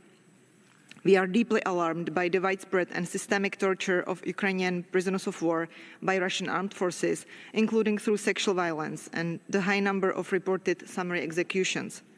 In the temporarily occupied territories, the rights of Ukrainian citizens are being gravely violated. We are particularly concerned by the forced transfers and conscription of children, which are in clear breach of international humanitarian law. We call on Russia to release prisoners of war and all arbitrarily detained civilians, including children. We highlight the cases of Halina Dovopola, Irina Danilovic, and Irina Horobtsova, whose courage deserves our recognition and support. Madam Assistant Secretary General, how can the Member States best support accountability for attacks against civilians and other grave violations documented in your report? I thank you. Muchas gracias. A continuación, el embajador de la República de Moldova. Adelante, por favor. Thank you, Madam Vice President. We thank the High Commissioner for the update on the situation on Ukraine. Moldova continues to strongly condemn the brutality of the Russian aggression. We are deeply alarmed by the high number of civilian casualties reported, which represents a 37% increase compared with the same period of last year. The continued use of explosive weapons with wide area effects in populated areas is unacceptable and must cease immediately. We condemn drone attacks against civilian targets. The Russian Federation attacks on healthcare facilities are unacceptable and constitute a clear violation of international humanitarian law. We continue to condemn summary executions, patterns of widespread and systemic torture, and ill treatment by Russia against civilian detainees and prisoners of war. These practices must stop as well. The reported allegation of the Russian Federation use of Ukrainian children to conduct surveillance and commit acts of sabotage endangers the physical and psychological well-being of children and would be in violation of the international law. Madam Assistant Secretary General, we support all the efforts aimed at achieving a ceasefire and bringing sustainable, just peace to Ukraine, as well as welcome the exchanges of prisoners of war. At the same time, we reiterate our call for immediate withdrawal of Russian troops from the entire international recognized territory of Ukraine. Madam Assistant Secretary General, what more can be done to ensure accountability and a lasting peace in Ukraine? I thank you. Muchas gracias, embajador. A continuación, la embajadora de Albania tiene la palabra. Thank you, Madam Vice President. Albania thanks the High Commissioner for the presentation and welcomes the Secretary General's report on occupied Crimea. Albania supports the work of the United Nations Human Rights and Monitoring Mission in Ukraine and calls for unfettered access to all occupied territories for international human rights monitoring mechanism. We remain concerned by the ongoing and systematic violation of international humanitarian law by the Russians in Ukraine and in temporarily occupied territories. We strongly condemn the deliberate and repeated attacks by the Russian armed force against civilian population, civilian infrastructure and healthcare facilities with devastating consequences for the civil population. The widespread using of drones from Russian forces by targeting ambulances, humanitarian conveys and public transportation and to scatter landmines in populated area may amount to war crimes and must be thoroughly investigated with perpetrators held accountable. In the temporarily occupied territories, we deplore the continued forced imposition of Russian citizenship, arbitrary detention, torture, sexual violence, and the deportation of Ukrainian children. Albania stands in full solidarity with the people of Ukraine and will continue to support all efforts to ensure justice, accountability, and lasting peace. I thank you. Gracias, embajadora. A continuación, la delegación de Austria tiene la palabra. Thank you, Madam Vice President. Austria aligns with the EU statement, and we thank OHCHR and the ASG for the update and reiterate our full support for the work of the Human Rights Monitoring Mission in Ukraine. We remain gravely concerned about the humanitarian consequences amongst the Ukrainian civilian population. The findings of the report document a 37% increase in civilian casualties, with the vast majority of casualties being the result of military operations by Russian armed forces in Ukrainian territory, including through the use of explosive weapons in urban areas and the increased use of short-range combat drones. Nearly half of all civilian casualties were caused by missiles, loitering munitions, and airdrop bombs in densely populated areas. Austria is alarmed by the devastating impact of the war on Ukrainian children. In this regard, we hope for concrete follow-up to recent negotiations in Istanbul by Russian authorities to safely return deported children to Ukraine. Further, serious violations against prisoners of war remain a major concern. We are deeply alarmed about accounts of continued torture and ill treatment, including sexual violence and dire detention conditions in facilities managed by the Russian Federation. We therefore call for full respect of international humanitarian and human rights law, accountability for all violations, and unhindered access for humanitarian actors and independent monitors. Thank you. Muchísimas gracias. A continuación, la delegación de Rumania tiene la palabra. Thank you, Madam Vice President. Romania aligns itself with the statement delivered by the EU. Latest reports underline a marked increase in civilian casualties during the last year in Ukraine due to intensive Russian attacks using wide-area explosive and short-range drones in populated areas, with direct attacks on critical civilian infrastructure, including 5 hospitals, which violate international humanitarian law. Swift and impartial investigation into alleged human rights violations, summary executions of prisoners of war, torture and sexual violence are mandatory, and perpetrators need to be held accountable before independent tribunals. Romania will continue to support all independent monitoring mandates that seek to document and investigate human rights violations and to promote justice for victims. We salute the recent signing of the founding documents for the Council of Europe Special Tribunal for the Crime of Aggression against Ukraine, with the aim of establishing the criminal accountability in the case of those individuals who bear the greatest responsibility for the crime of aggression against Ukraine. We continue to express grave concern over the systematic process of forced Russification in the temporary occupied territories of Ukraine and the ideological coercion of children imposed through the so-called military patriotic Russian education. Distinguished speakers, how do you assess the long-term impact of denying the expression of Ukrainian culture and language in the temporary occupied territories, and what role can the international community play in supporting the preservation of Ukrainian identity under occupation? I thank you. Muchísimas gracias. A continuación, el embajador de Croacia tiene la palabra. Thank you, Vice President. Croatia aligns with the EU statement. Unfortunately, Russia continues conducting unlawful attacks with explosive weapons and drones in populated areas of Ukraine. Such attacks cause numerous casualties and a wide-scale destruction of civilian infrastructure, including hospitals, contributing to the unnecessary suffering. We remain deeply concerned about the scale of human rights violations, including the use of children to commit acts of sabotage and arson, and executions of Ukrainian military personnel captured by Russian armed forces. Despite numerous reports of Russia's grave violations of international law, its aggression persists. While Croatia welcomes the recent agreement on the exchange of prisoners of war, which has enabled the return of combatants to their homes, the Russian Federation has yet to show genuine commitment to peace. Croatia continues to call for a just and lasting peace in Ukraine, in line with the principles of the UN Charter and international law, with respect for Ukraine's sovereignty and territorial integrity. Madam SG, in light of the last week's agreement between Ukraine and the Council of Europe on establishing a special tribunal for the crime of aggression against Ukraine, what opportunities do you see for this tribunal to meaningfully contribute to delivering justice for victims? I thank you. Muchísimas gracias. A continuación, el embajador de Luxemburgo tiene la palabra.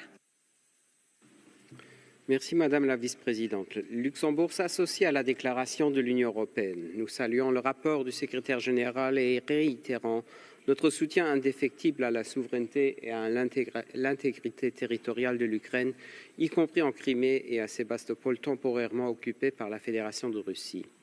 Les conclusions du rapport, en ligne avec la jurisprudence de la Cour européenne des droits de l'homme, documentent les violations graves et systématiques, détention arbitraire, torture, transferts forcés, notamment d'enfants ukrainiens, répression des minorités, notamment des Tartares de Crimée, l'imposition du droit russe, l'atteinte aux libertés fondamentales et les persécutions motivées par la langue, l'origine ethnique ou la position politique sont inacceptables et contraires au droit international humanitaire et aux droits humains.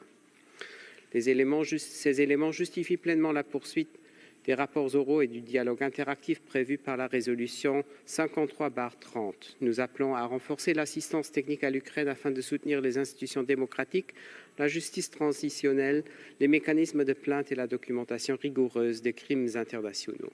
Le Luxembourg soutient pleinement les efforts internationaux pour garantir la redevabilité, notamment par le biais des mécanismes spécialisés, et encourage la coopération entre juridictions internationales, institutions des droits humains et sociétés civiles. Dans ce contexte, comment envisager la coopération avec le tribunal spécial pour le crime d'agression contre l'Ukraine, récemment établi par le Conseil de l'Europe? Comment renforcer les efforts globaux en matière de redevabilité et faire progresser concrètement la justice pour les victimes? Je vous remercie. Gracias, embajador. A delegación de Bulgaria. Vice President, Bulgaria aligns itself with the EU statement. We welcome the interim report of the Secretary General and thank for the update of the ASG. Bulgaria reiterates its strong condemnation of Russia's aggression against Ukraine. We remain deeply concerned about the violation of international human rights and humanitarian law by the Russian Federation in the temporary occupied territories of Ukraine, such as disrespecting the laws in force in the country, forced deportation, and especially that of children, ill treatment in places of detention, confiscation of property, violation of the freedom of expression, media, and religion. We call for effective investigations, therefore. We are deeply concerned by the systematic violations of the ethno-cultural rights of the Bulgarian national minority in the temporary occupied territories of Ukraine. Russian authorities have severely restricted and subsequently banned the teaching of the Bulgarian language. The activities of the Bulgarian Sunday schools and cultural centers have been suspended, while at the same time Russian curricula have been imposed in local schools. We are deeply worried about the human rights situation of children in the temporary occupied territories of Ukraine, including those placed in social centers and with Russian families. Bulgaria remains consistent in its unwavering support for Ukraine, for its sovereignty, independence, territorial integrity within its internationally recognized borders, as well as for its European and Euro-Atlantic perspective. Madam Assistant Secretary General, what, in your view, is the most effective way to ensure the full accountability for human rights and humanitarian law violations in the temporary occupied territories of Ukraine? I thank you. Muchas gracias. A continuación, la delegación de la Orden Soberana de Malta.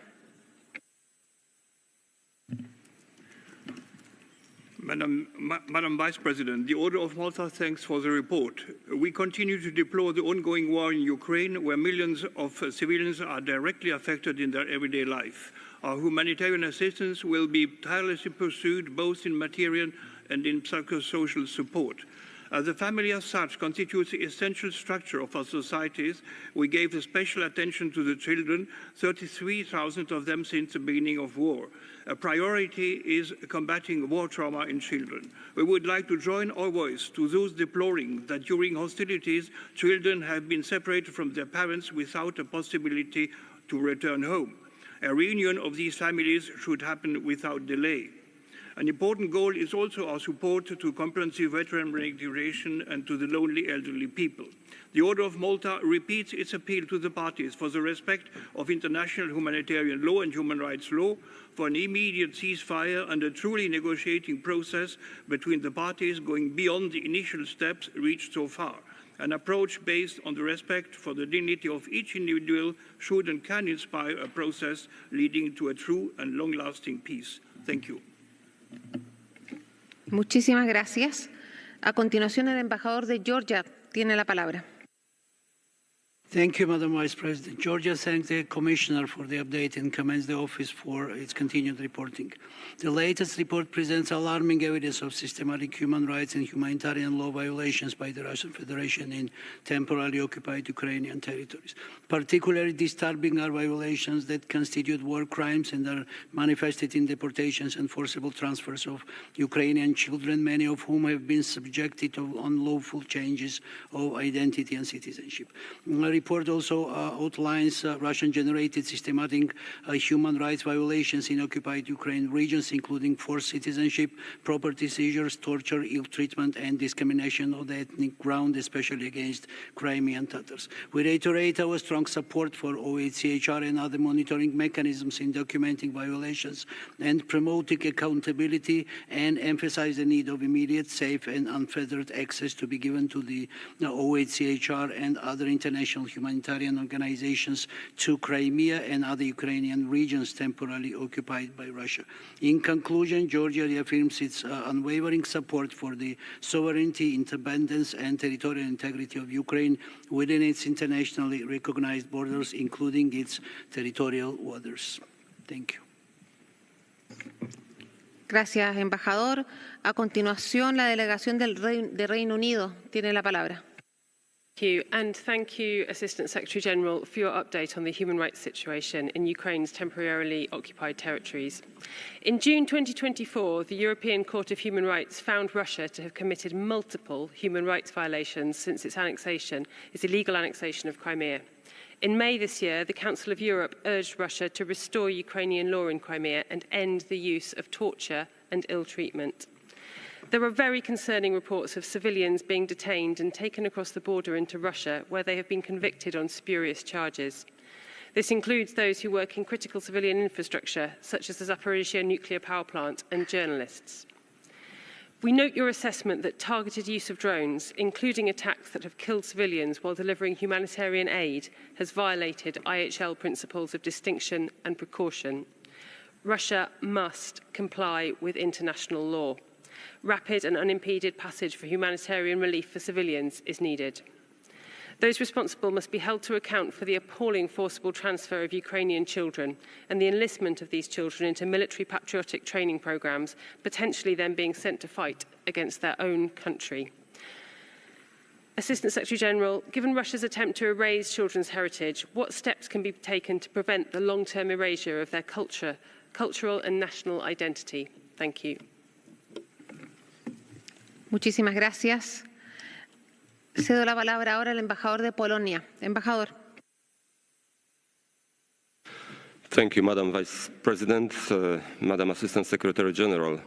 Poland aligns itself with the EU statement. We fully support the work of the Human Rights Monitoring Mission in Ukraine. We are alarmed at the growing number of civilian casualties, including through an increased use of short-range drones.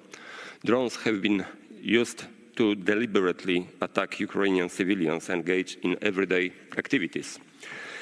Those individuals, clearly unarmed, trusted would not be targeted, and yet they were. We condemn in the strongest terms Russia's use of Ukrainian children to commit act of sabotage. This is unacceptable under any circumstances. Children must never be used as tools of war. Russia demonstrates a blatant disregard for human rights and humanitarian law.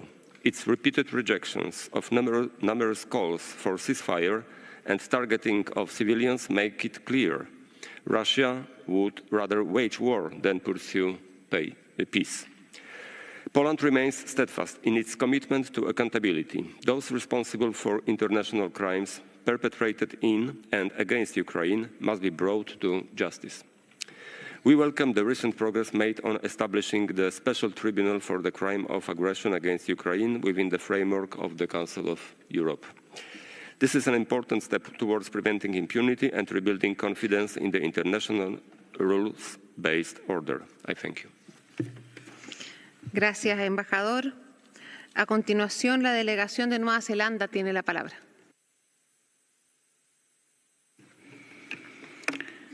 Thank you, Madam Vice President. New Zealand thanks the Assistant Secretary-General for her update today and the Secretary-General for his report. Ongoing reporting on the human rights situation in Ukraine, including in the temporary occupied territories, is essential to ensure accountability for human rights violations.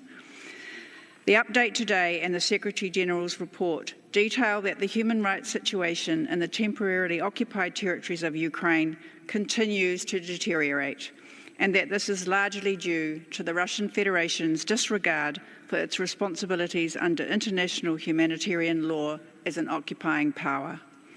New Zealand remains gravely concerned by the documented cases of executions, deaths in custody, arbitrary detention, torture, including sexual violence, ill treatment and enforced disappearance in the temporarily occupied territories of Ukraine. New Zealand calls for the Russian Federation to fully uphold its obligations under international law, including international human rights law.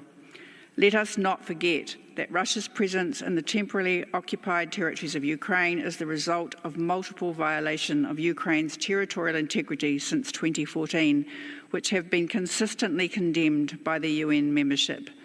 Assistant Secretary-General, as others have asked, what more can be done to ensure accountability for the human rights violations in the temporarily occupied territories of Ukraine? Thank you. Muchas gracias, embajadora. A continuación, el embajador de la República de Corea. Adelante, por favor. Thank you, Madam Vice President. The Republic of Korea appreciates the Assistant Secretary General's oral presentation. We take note of the recent, albeit limited, exchange of prisoners of war following the peace talks in Istanbul, which may serve as a step forward toward rebuilding trust. However, such progress remains fragile as Russia's war of aggression against Ukraine persists. Reports of continued attack on civilians and civilian infrastructure, including through the use of explosive weapons, point to tens of thousands of casualties and grave impacts on public health, education, and basic services. We are particularly alarmed by reports of unlawful killings, torture, enforced disappearances, and the forcible deportation of the Ukrainian children. We also share the concerns raised in the Secretary General's report regarding the lack of access for international human rights monitoring mechanisms. Against this backdrop, we underline the urgent need for compliance with international law, accountability for violations, and unrestricted monitoring access. The Republic of Korea will continue to work with the international community to help secure a lasting peace in Ukraine. I thank you. Muchas gracias. A continuación, la delegación de Turquía tiene la palabra. Thank you, Madam Vice President. We take note of the Assistant Secretary General's presentation. From the very first day of the Russia-Ukraine war, Turkey has maintained a principled and humanitarian approach grounded on international law in pursuit of peace and stability in the region and beyond. We sought to bring the sides around the negotiating table and supported all other genuine initiatives aimed at this. We prevailed in this persistent quest first in 2022 and then in this year. We consider the recent rounds of negotiations as the most significant breakthrough in the 4-year-long war. These talks provided a window of opportunity for ending the prolonged conflict, which has claimed hundreds of thousands of lives once and for all. It has yielded concrete results such as deals on prisoner exchanges and repatriation of fallen soldiers. It is important that the international community continues to encourage both sides to remain committed to the continuation of negotiations. A just and lasting peace is also an outcome that the Crimean Tatar people have been yearning for many years. Crimean Tatars have the right to live in their ancestral land freely, securely, and peacefully. Instead, they are subjected to consistent intimidation, mistreatment, and persecution. We will continue our efforts to ensure the safety and well-being of Crimean Tatars, especially for those who live in the occupied Crimea. Thank you. Muchísimas gracias. A continuación, la delegación de Belarus. Благодарю, госпожа вице-председатель.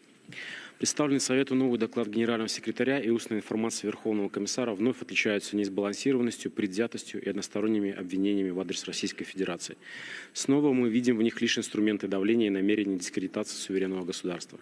В очередной раз вынуждены напомнить, что обвинительные доклады не приближают мир.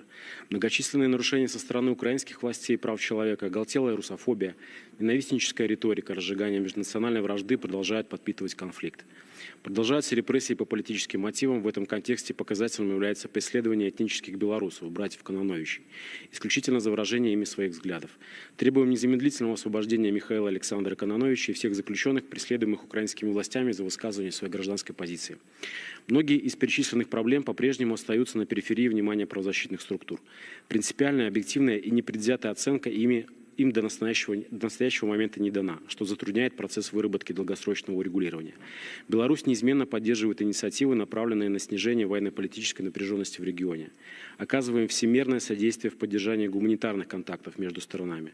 Призываем другие страны, а также международные организации работать в интересах деэскалации и скорейшего установления мира. Благодарю за внимание. Gracias. A continuación, la delegación de Liechtenstein tiene la palabra. Thank you, Madam Vice President. We thank the High Commissioner for his oral update on the situation in Ukraine and the presentation of the Assistant Secretary General's report on the human rights in Crimea.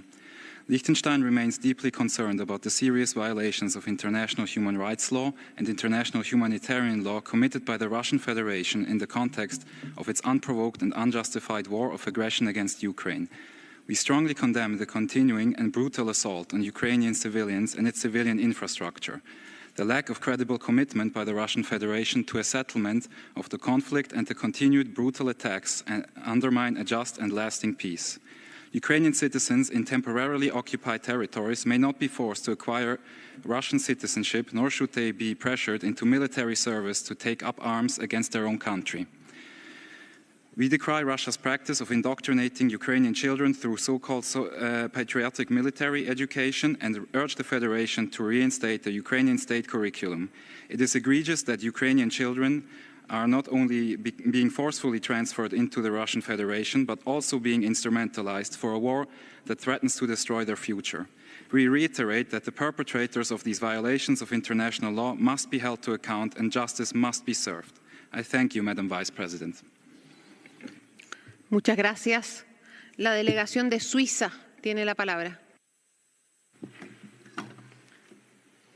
Madame la vice-présidente, la Suisse remercie la secrétaire générale adjointe pour les informations actualisées sur la situation des droits de l'homme en Ukraine et dans ses territoires temporairement occupés. Le rapport du secrétaire général fait état de violations graves et persistantes du droit international humanitaire et des droits de l'homme par les autorités d'occupation de la Russie, parmi lesquelles détention arbitraire, actes de torture, violences sexuelles, déplacements forcés de civils, y compris d'enfants, octroi forcé de la nationalité russe, restrictions discriminatoires à l'accès aux services essentiels pour les non-ressortissants russes et atteinte aux libertés fondamentales. Nous dénonçons avec la plus grande fermeté ces violations par les autorités et les forces armées russes. Le rapport périodique du Haut-Commissaire souligne pour sa part une augmentation inquiétante des attaques contre des civils et des biens civils, en particulier les infrastructures essentielles et les habitations, qui se poursuivent avec une intensité alarmante dans l'ensemble de l'Ukraine. La Suisse les condamne, car elles constituent une violation manifeste du droit international humanitaire, en particulier du principe de distinction. Ces attaques doivent cesser immédiatement et les responsables être traduits en justice. Nous appelons toutes les parties à respecter pleinement leurs obligations internationales. Madame la secrétaire générale adjointe, comment votre office peut-il contribuer à renforcer le dialogue avec les autorités russes en matière de respect du droit international? Je vous remercie. Muchísimas gracias. A continuación, el embajador de Canadá tiene la palabra. Merci, Madame la Vice-Présidente. Le Canada remercie le Haut-Commissaire et le Secrétaire général pour son rapport et appuie ses conclusions et recommandations. Nous sommes profondément préoccupés par les violations continues du droit international humanitaire et du droit international des droits de l'homme commises par la Fédération de Russie dans les territoires temporairement occupés de l'Ukraine. Nous sommes alarmés par le transfert et la déportation forcée et la militarisation d'enfants ukrainiens et aussi par l'imposition de la citoyenneté russe ainsi que l'utilisation persistante de la torture, de la détention arbitraire et de la violence sexuelle. Nous faisons écho à l'appel en faveur d'un accès libre et sans entrave au Haut Commissariat des Nations Unies aux droits de l'homme et aux autres mécanismes de surveillance internationaux et régionaux dans tous les territoires temporairement occupés. Nous appelons tous les États membres à continuer de travailler à nos côtés et de soutenir les efforts visant à surveiller, documenter et répondre à ces violations. Le Canada réitère son appui indéfectible à la souveraineté et à l'intégrité territoriale de l'Ukraine et continuera de défendre la justice, la reddition de comptes et la protection de toutes les victimes. Madame la secrétaire générale adjointe, quels efforts sont déployés pour que l'ONU soit autorisée à entrer dans les zones temporairement occupées? Merci. Muchas gracias. A continuación, Macedonia del Norte. Madam Vice President, North Macedonia remains deeply concerned by the grave and persistent violations of international human rights and humanitarian law outlined in the Secretary General's report on the temporarily occupied territories of Ukraine, including Crimea and the city of Sevastopol. The report details systemic abuses of the occupying authorities of the Russian Federation, including forced citizenship, conscription, arbitrary detention, torture, and enforced disappearances. The continued transfer of Ukrainian detainees, including children, to Russian territory is a clear violation of the international law. Freedom of expression, religion, and association is being suppressed, particularly targeting Crimean Tatars, journalists, and human rights defenders. Ukrainian institutions are being dismantled and property rights eroded to facilitate demographic changes. North Macedonia joins the Secretary General in calling for immediate, unfettered access for independent international monitoring mechanisms to all occupied territories, the cessation of all violations, and full accountability for those responsible. We reaffirm our unwavering support for the sovereignty, independence, and territorial integrity of Ukraine within its internationally recognized borders. I thank you. Muchísimas gracias. A continuación, Eslovenia tiene la palabra. Thank you, Madam Vice President. Slovenia aligns with the EU statement. We thank the SG and the OHCR for the update. While we welcome the exchanges of prisoners of war, we remain deeply concerned by reports of torture and other forms of cruel, inhumane, or degrading treatment, sexual violence, and of arbitrary detention of civilians, including journalists. Such acts constitute clear violations of international humanitarian and human rights law. They must cease immediately, and those responsible must be held accountable. We reiterate that forcible transfer or deportation of protected persons from occupied territory are prohibited under IHL. All protected persons, among them children, previously transferred within or out of the illegally and temporarily occupied territories of Ukraine must return to their homes. We call on the Russian Federation to refrain from making any changes to the personal status of the forcibly transferred Ukrainian children. All measures in this regard are unacceptable, illegal, and must stop. Slovenia reaffirms its unwavering support for Ukraine's independence, sovereignty, and territorial integrity within its internationally recognized borders. We will continue to stand for protection and respect of human rights of all civilians unjustly swept into this war of aggression. I thank you. Muchísimas gracias. A continuación, entonces, la delegación de Eritrea tiene la palabra. Thank you, Madam Vice President. My delegation takes note of the oral presentation by the High Commissioner and the interim report of the Secretary General on the human rights situation in Ukraine, including references to Crimea. We underscore the need for all UN reporting and engagement to be guided by the principles of impartiality, objectivity, and respect for sovereignty. The decision of the people of Crimea in 2014 to reunify with the Russian Federation was the result of a democratic process and a legitimate expression of popular will. This reality, however inconvenient to some, should not be dismissed or misrepresented. It is unacceptable to subject Crimea, an integral part of the Russian Federation, to scrutiny within the framework of another state's internal affairs. We are deeply concerned that this agenda item is being instrumentalized for political purposes that undermine the sovereignty and territorial integrity of the Russian Federation. We therefore call for adherence to the United Nations Charter and for an end to the practice of selectivity targeting states, including Russia, under the pretext of human rights through unbalanced and biased reporting that does not reflect the realities on the ground. I thank you. Muchas gracias. A continuación, la delegación de Malta tiene la palabra.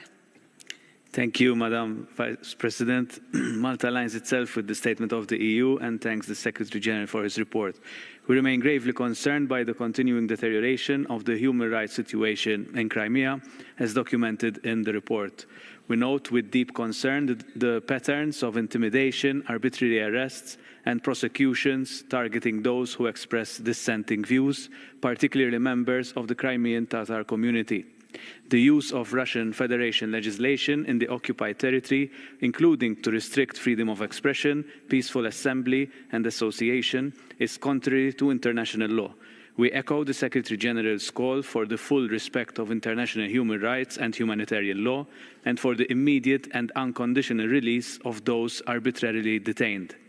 We reiterate the importance of full unimpeded access for international and regional human rights monitoring mechanisms to Crimea in line with General Assembly resolutions and recommendations of the UN human rights system. Malta reaffirms its support for Ukraine's sovereignty and territorial integrity within its internationally recognized borders. We call for the protection of civilians and for accountability for all violations and abuses of human rights. I thank you. Muchísimas gracias. A continuación, el embajador de España tiene la palabra.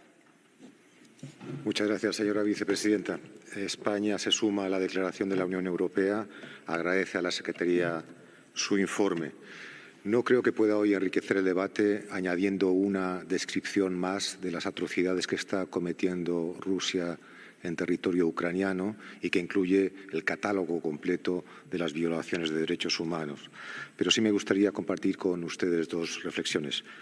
La primera es que la ausencia de la delegación del país agresor constituye, a nuestro juicio, una falta de respeto al Consejo y una muestra evidente de su ausencia de voluntad de cooperar y, al contrario, de hacer un uso de la institución con fines espurios y de manipularla. La segunda reflexión es la siguiente. La credibilidad de este Consejo es a menudo atacada por quienes denuncian supuestos dobles raseros en su actuación. Y en este sentido me gustaría preguntar a la subsecretaria general si, más allá de las especificidades de cada contexto, que seguro que las hay, se pueden identificar patrones paralelos de violaciones sistemáticas de derechos humanos en dos contextos de ocupación extranjera. Por un lado, la ocupación de territorios ucranianos por parte de Rusia y, de otro lado, la ocupación por Israel de los territorios palestinos. Muchas gracias. Muchas gracias, embajador. A continuación, Países Bajos tiene la palabra. Thank you, Madam Vice President. The Kingdom of the Netherlands aligns itself with the EU statement. We thank the Assistant Secretary General for the update and the presentation of the Secretary General's report. More than 3 years since Russia's illegal and unprovoked full-scale invasion of Ukraine, and more than 11 years after its annexation of Crimea, Russia continues to rip Ukrainians from their identity, culture, and land. For the 12th time already, the UNSG's report details human rights violations committed by Russia in the temporarily occupied territories, including in Crimea. We strongly condemn the torture, ill treatment, sexual violence, arbitrary detention, attempts at Russification, and the forcible transfer and deportation of civilians, including children, as described in the Secretary General's report. The report also makes clear that violations identified in previous reports have not been investigated or prosecuted by the Russian authorities. Instead, legislation has been adopted granting immunity to perpetrators of human rights violations. This underlines the need to support efforts at the international level to bring perpetrators to justice. The Netherlands will remain committed to restore justice for the people of Ukraine. Madam ASG, what can be done to provide support to children who have been in Russian so-called patriotic military training? Thank you. Muchas gracias. A continuación, el embajador de Portugal tiene la palabra. Muchas gracias, señora vicepresidenta. Portugal welcomes the Assistant Secretary General's presentation of the Secretary General's interim report. We commend the ongoing efforts to shed light on Russia's systematic violations of international human rights and humanitarian law, despite its lack of cooperation. We remain concerned by the widespread repression of fundamental freedoms. The reports of arbitrary detention, torture, enforced disappearances, and forced conscription are unacceptable. As evidenced by the accounts of persecution against journalists, lawyers, civil society actors, and Crimean Tatars, there is a pattern of targeted discrimination and intimidation by Russian authorities. We are appalled by the documented cases of forced transfer and deportation of Ukrainian children. Equally troubling are the reported violations of the right to education, including the imposition of Russian curricula and restrictions on the Ukrainian language.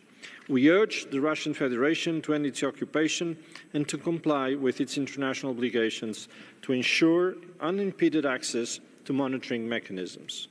Portugal reaffirms its commitment to accountability and justice for all victims, as well as its support to the sovereignty, independence and territorial integrity of Ukraine within its internationally recognized borders. Gracias, señora vicepresidenta. Gracias, embajador. A continuación, República Democrática Popular de Corea tiene la palabra. Thank you, Madam Vice President. Agenda item 10 of the Human Rights Council was conceived to address technical assistance and capacity building for countries concerned in order to contribute to improving the situation of human rights on the ground in line with the principles of genuine dialogue and cooperation, taking into account national needs and priorities. However, this debate and related resolution distort the essential mandate of technical assistance, capacity building, and reduce increasingly into establishing a scenario of instrumentalization for the geopolitical interests of specific group. This is obvious manifestation of politicization and double standards. This selective and discriminatory practice should not be continued. Furthermore, all reports before the HRC should be based on objective, balanced, and impartial assessment on the ground. Politically motivated initiatives or unbalanced and biased approaches are not conducive but counterproductive to the dialogue and cooperation for the promotion and protection of human rights. Thank you. Muchas gracias. A continuación, la delegación de Australia tiene la palabra. Thank you, Vice President. More than 3 years on, we continue to see Russia's blatant disregard for its international humanitarian law and international human rights law obligations. Amid the countless violations outlined, Australia remains deeply concerned by your reports of Russia's violations of the rights of prisoners of war, including widespread and systematic torture and ill treatment. We are appalled by the deportations of Ukrainian children by Russia. We are also alarmed at Russia's abhorrent and ongoing missile strikes on Ukraine. Any direct targeting of civilians is a violation of international humanitarian law. Civilian casualties are increasing at an alarming rate.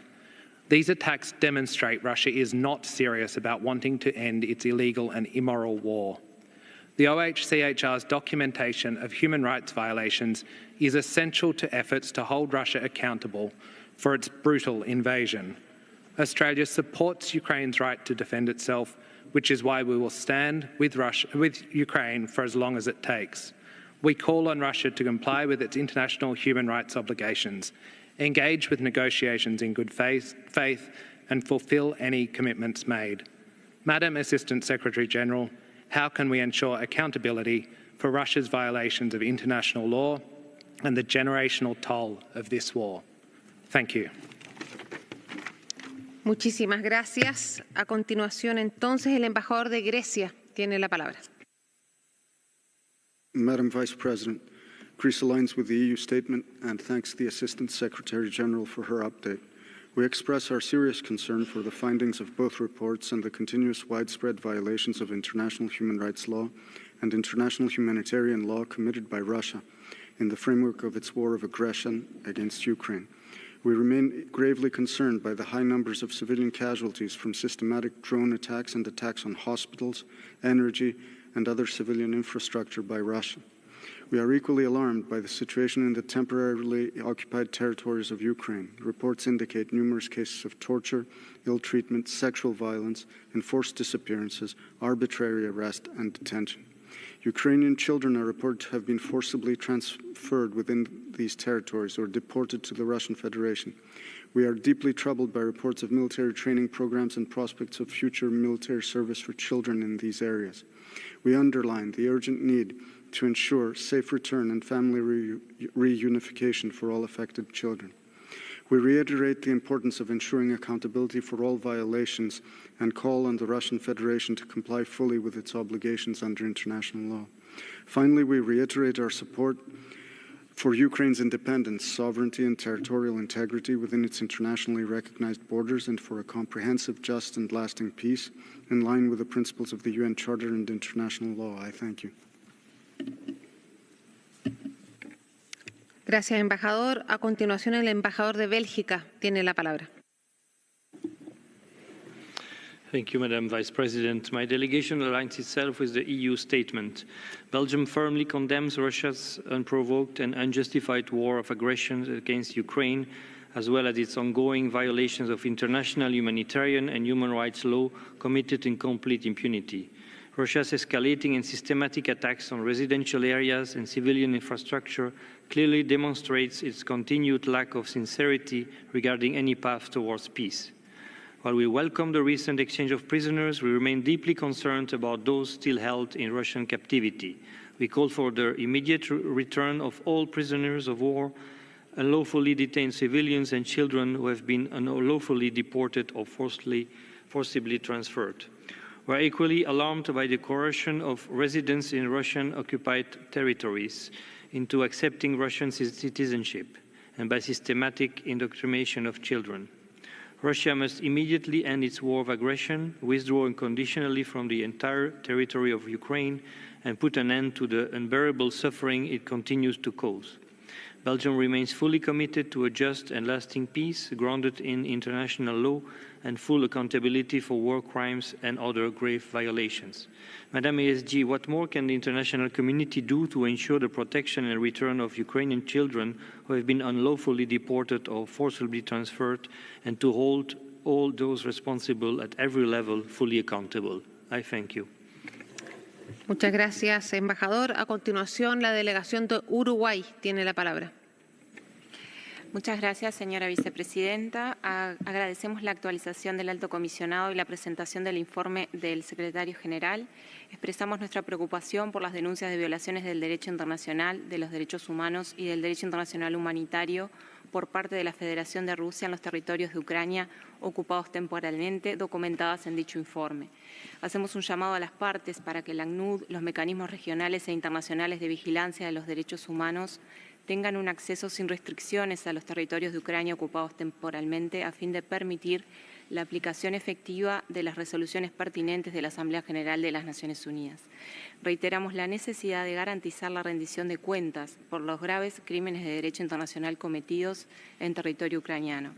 Reafirmamos nuestro firme apoyo a la soberanía e integridad territorial de Ucrania dentro de sus fronteras internacionalmente reconocidas y hacemos un llamado a la Federación de Rusia a cumplir plenamente en todo el territorio de Ucrania las obligaciones que le incumben en virtud del derecho internacional y del derecho internacional humanitario. Muchas gracias. Muchas gracias. A continuación, la República Bolivariana de Venezuela tiene la palabra. Gracias, señora vicepresidenta. El tema 10 de la agenda del Consejo de Derechos Humanos fue concebido para abordar la asistencia técnica y el fomento de la capacidad para mejorar la situación de los derechos humanos en los países concernidos, siempre con su concurso y mediante el diálogo y la cooperación. Lamentamos que bajo el tema 10 se promuevan iniciativas alejadas de estos claros parámetros. Dichas acciones hicieron sucumbir a la extinta Comisión de Derechos Humanos.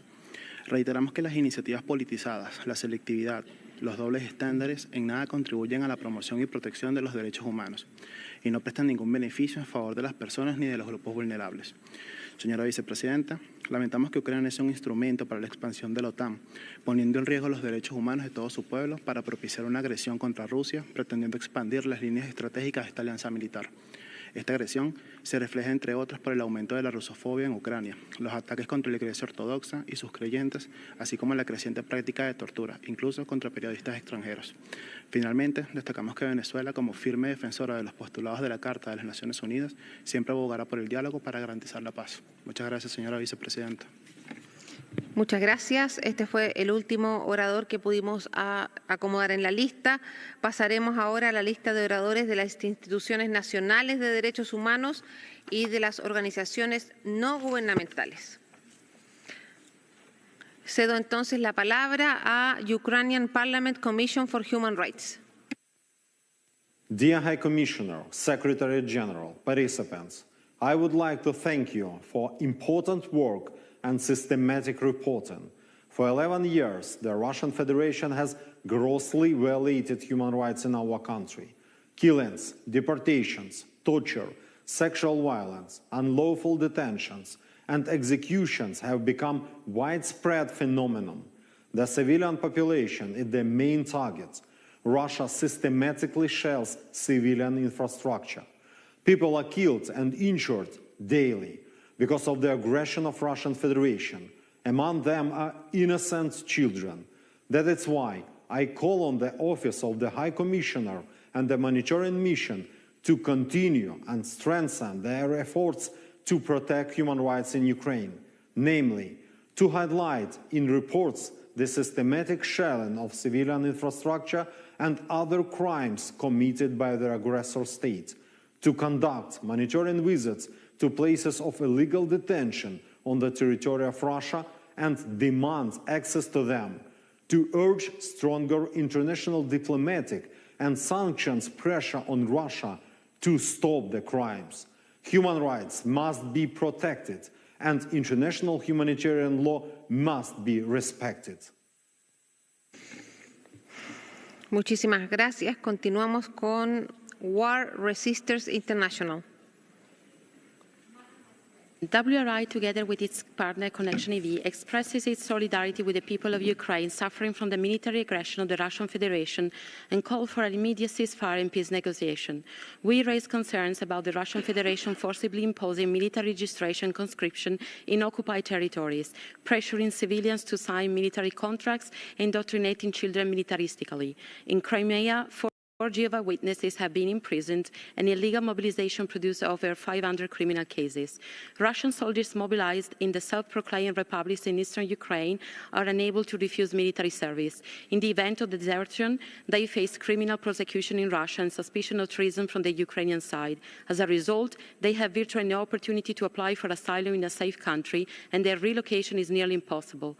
In Ukraine, there are still no effective procedures for conscience objection claims and exemption from military duty. 15 prisoners of conscience detained in prisons and military units, as reported by ECHO, should be released, and objector accused of draft evasion acquitted. The lack of recognition of the human right to conscience objection has also been reported in the OHCHR periodic report, as well as 9 cases of torture and ill treatment of conscience objectors and pressure by military recruiters on members of the legal profession.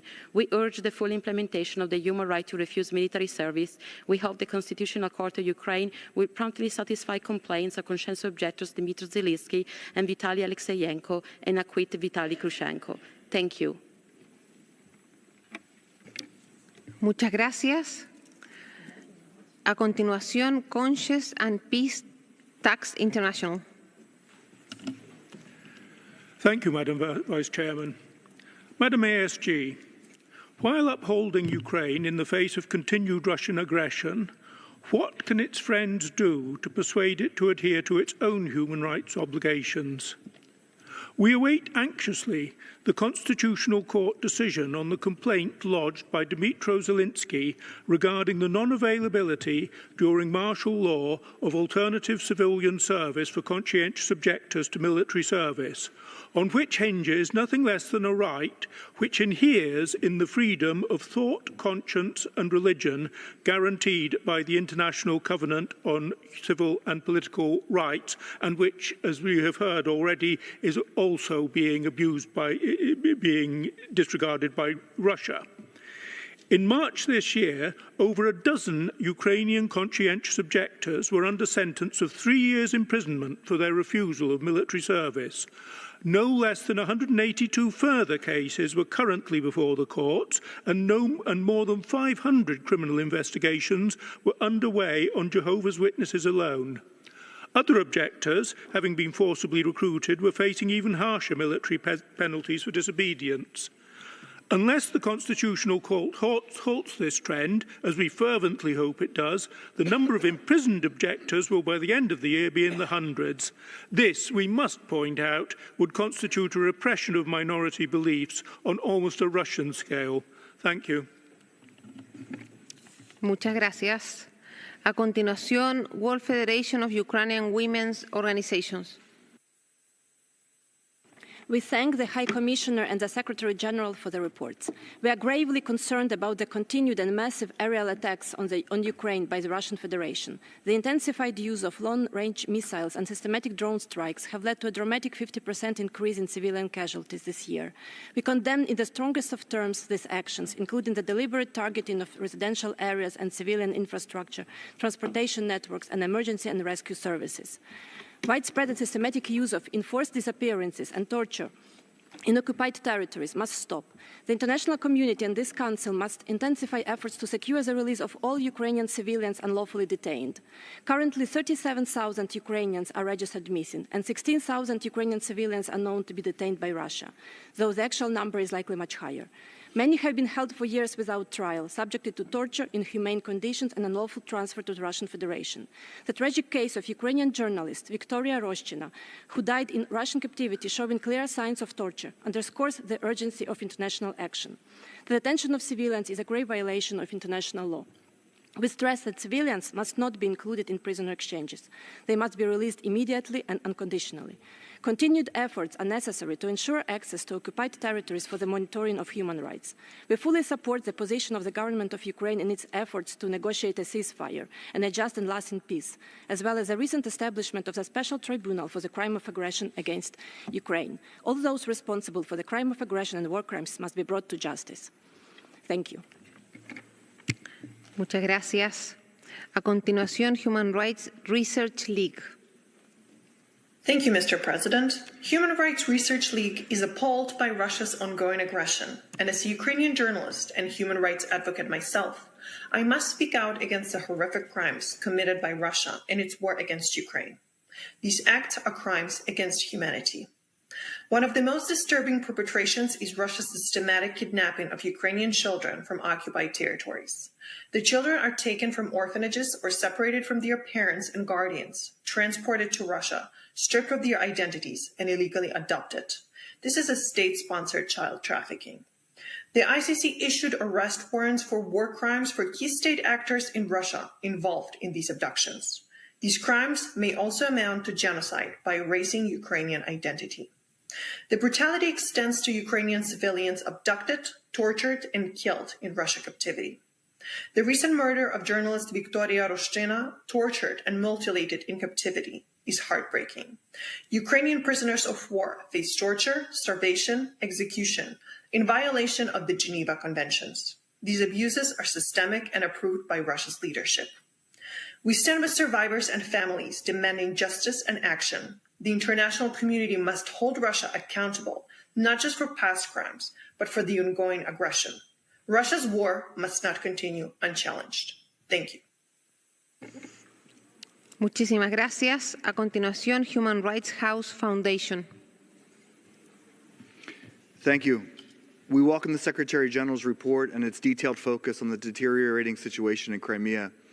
Over a decade of occupation has produced a near-total collapse of civic space in Crimea and what our partner, the Crimean Human Rights Group, calls a prison for the residents of the occupied territory. Our partner ZMINA documented at least 47 new cases of pressure on professional and citizen journalists in Crimea between May 2024 and May 2025. 17 journalists remain political prisoners, among them Irina Danilovich, Remzi Bakirov, Ahmed Suleimanov, and Timur Ibrahimov require urgent care. Mr. Bakirov is repeatedly confined to a punishment cell. We call for his immediate release. Human rights lawyers and defenders are likewise targeted. Recent searches and disbarments of Crimean Tatar lawyers and the closure or sanctioning of independent media exemplify Russia's deliberate dismantling of fundamental freedoms of expression, association, and assembly.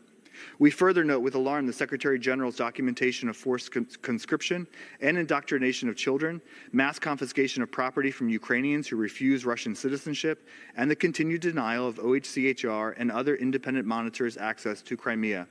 We highlight the report's findings that such persecution is systematic, and our Ukrainian partners now make a clear case for such persecution as amounting to a potential crime against humanity. Madam Vice President, we ask the High Commissioner whether there are any remedies or reparations for the mass confiscation of property of Ukrainians in Crimea. I thank you. Muchas gracias. A continuación, Civicus. Mr. President, Civicus and the Center for Civil Liberties welcomes the reports of the Secretary General and the update of the High Commissioner. We remain concerned about the massive and systematic human rights violations in Crimea, including political persecution of dissent, destruction of independent media, censorship, closure of religious organizations, and discrimination against the Crimean Tatar people or the indigenous people of the peninsula. Since the occupation, the Center has been keeping reports of civil society actors and human rights defenders facing reprisals for their non-violent activities in defense of human rights. Many have been subjected to enforced disappearances, arbitrary arrest, torture, sexual and gender-based violence, and unlawful imprisonment on fabricated criminal charges, including Crimean Tatar activists, cultural leaders, journalists, and volunteers on the peninsula. We also remain gravely concerned about the forced mobilization of Ukrainian citizens into the Russian army and the relentless militarization of Crimea, as well as about the forcible displacement policy to substitute the population in Crimea with citizens of the Russian Federation. We urge states to make human rights violations and abuses occurring in occupied Crimea more visible, to support civil society with flexible and long-term funding, and to support the extension and adequate funding of international investigative efforts to ensure accountability for crimes against civil society. Muchísimas gracias. A continuación, un joint statement, Lawyers for Lawyers. Lawyers for Lawyers, Lawyers' Rights Watch Canada, the International Bar Association Human Rights Institute, Frontline Defenders and the Council of Bars and Law Societies in Europe remain deeply concerned about the ongoing persecution of lawyers in occupied Crimea. Those representing Crimean Tatars, Ukrainians, and civil society actors in politically sensitive cases are systematically harassed, threatened, and prosecuted. Their homes and offices are raided, access declines in case materials obstructed, and their licenses revoked, effectively preventing them from defending political prisoners. Bar associations under the occupying authorities no longer function independently. Disciplinary bodies are routinely weaponized to interfere with lawyers' work, often at the direct request of the Russian Ministry of Justice. These politically motivated proceedings lack due process and gravely violate international standards on the independence of the legal profession. This has led to the disbarment of lawyers Lilia Hametsi, Rustem Kianiev, Natsim Shahmambutov, and Alexei Ladin, all targeted for their legitimate work. Such harassment, along with arbitrary sanctions like fines, administrative detention, and unlawful surveillance, has deterred other lawyers from taking up certain cases, making access to independent legal representation virtually impossible, as reflected in the UN Secretary General's report. We urge this Council to call for independent review of all disbarment cases in Crimea and other occupied territories of Ukraine, demand reinstatement of unjustly revoked licenses, and publicly condemn the misuse of legal tools to punish lawyers and human rights defenders. Thank you. Muchas gracias. A continuación, Ingenieros del Mundo. Mr. President, 1,226.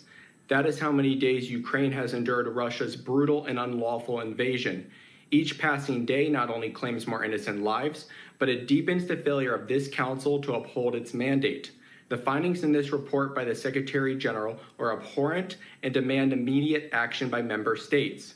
Mr. President, the testimonies in this report reveal that both Ukrainian civilians and prisoners of war are being raped and sexually assaulted at the hands of Russian forces. The UN has documented Ukrainian civilians dying in Russian custody after being tortured, abused, and denied even the most basic principles under international law. Ukrainian children have been stolen from their homes and transferred to Russia. Their whereabouts remain unknown as Russian authorities obstruct the efforts of the Red Cross. Meanwhile, inside Russia and across the territories it illegally occupies, fundamental freedoms of expression are under siege. Ukrainian identity is criminalized. Mr. President, the international community can no longer remain idle. Russia's aggression is not only a war on Ukraine, it is a war on human rights, on accountability, and on the very principles this Council was created to defend. 1,226 days. How many more before this Council takes decisive action? Thank you. Muchas gracias. A continuación, the Next Century Foundation. Distinguished members, the Next Century Foundation wishes to express its grave concern over the growing use of autonomous technologies in warfare. Through the conduct of the Ukraine war, we have seen a troubling rise in drone systems and artificial intelligence used in targeting and operations. Though often justified by efficiency or precision, these tools have diminished accountability and normalized remote, dehumanized conflict. Inexpensive drones have been proven highly effective in halting vehicles. Their use against individual soldiers, however, raises serious ethical concerns. These troops often have no means of defense or chance to surrender, rendering them helpless. Using such weapons in this context can be seen as disproportionate, making the battlefield deadlier for individuals. We recognize that drones and autonomous weaponry can keep combatants out of direct harm's way, and that efficiency in warfare has its place. However, the dangers of detached warfare necessitate urgent regulation. We urge the group of governmental experts to conclude formal discussions on the regulation of autonomous weapons and provide clear guidance to nations on their use through an addition to the Convention on Certain Conventional Weapons covering AI and drones. We also urge states to follow these guidelines. The wielders of these weapons have a responsibility to act accordingly. Clear international norms are needed to protect civilians, uphold humanitarian law, and prevent a future where machines fight with little human control. Thank you. Muchísimas gracias. Este es el último orador que pudimos acomodar en este diálogo.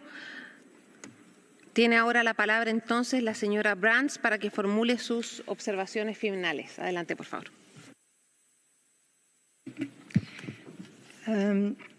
Madam Vice President, Excellencies, distinguished delegates, I thank you very much for this very engaged discussion and statements, and including the many questions as well that we have received. I will attempt to cluster a little bit and answer them as far as time permits. And let me just say that while we actually were having this dialogue, the sirens went off in Kiev once again, only to show the urgency of this dialogue that we are having. Many questions centered around, and comments as well, centered around accountability. So I will start there. I will not list all the member states who had the questions. You know, you heard them all, but it was obviously a very prominent focus of many of them. We will, of course, continue to call the international community to pursue a just and sustainable peace, and that in line, as we all know, should be in line with the UN Charter and international law, and that includes the diplomacy and dialogue that we will return to.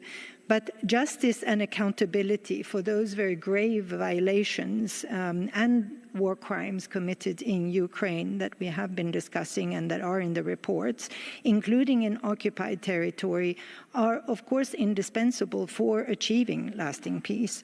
And that includes ensuring accountability for all serious grave violations of human rights and humanitarian law, including conflict-related sexual violence that many of you mentioned as well.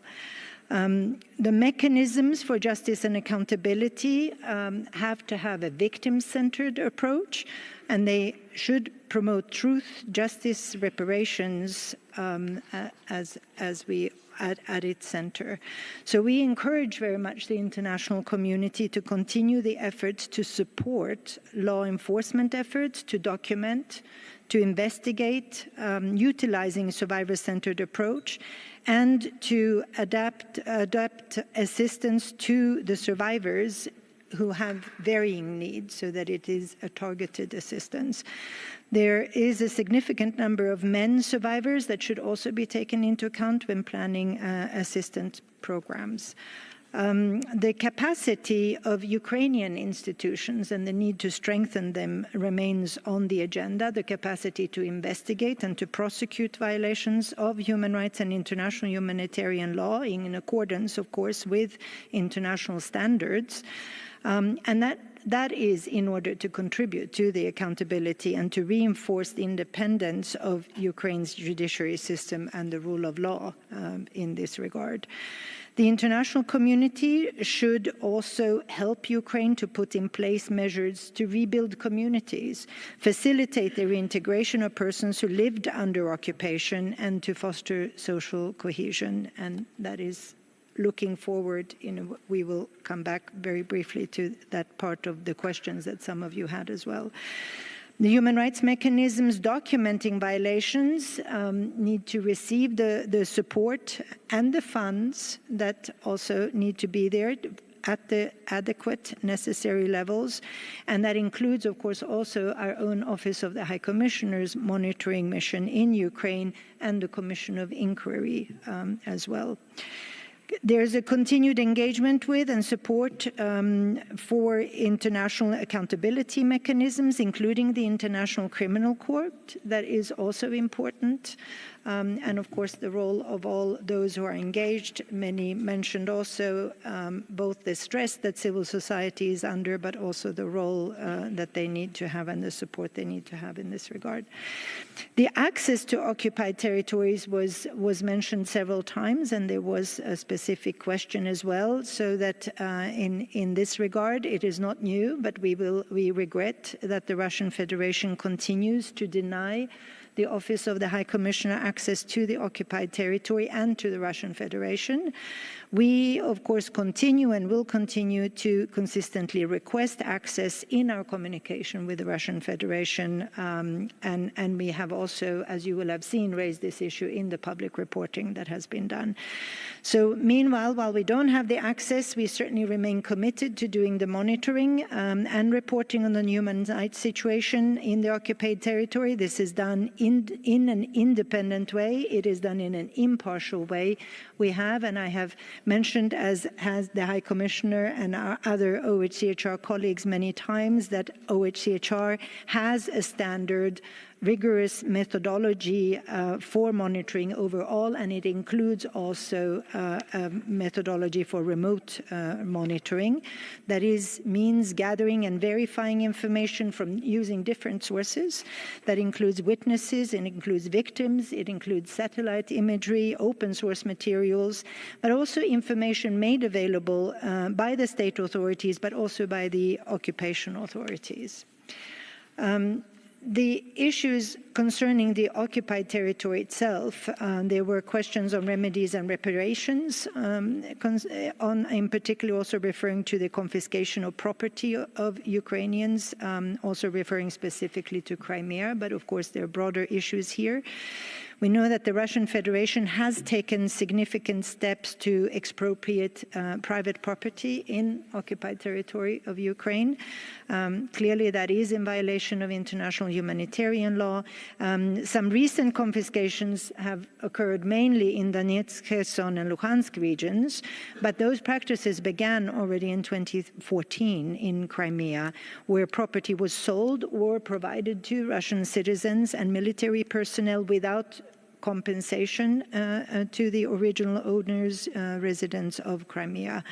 So in Ukraine, individuals whose property was damaged or destroyed in government-controlled territory after 2022 have access to compensation.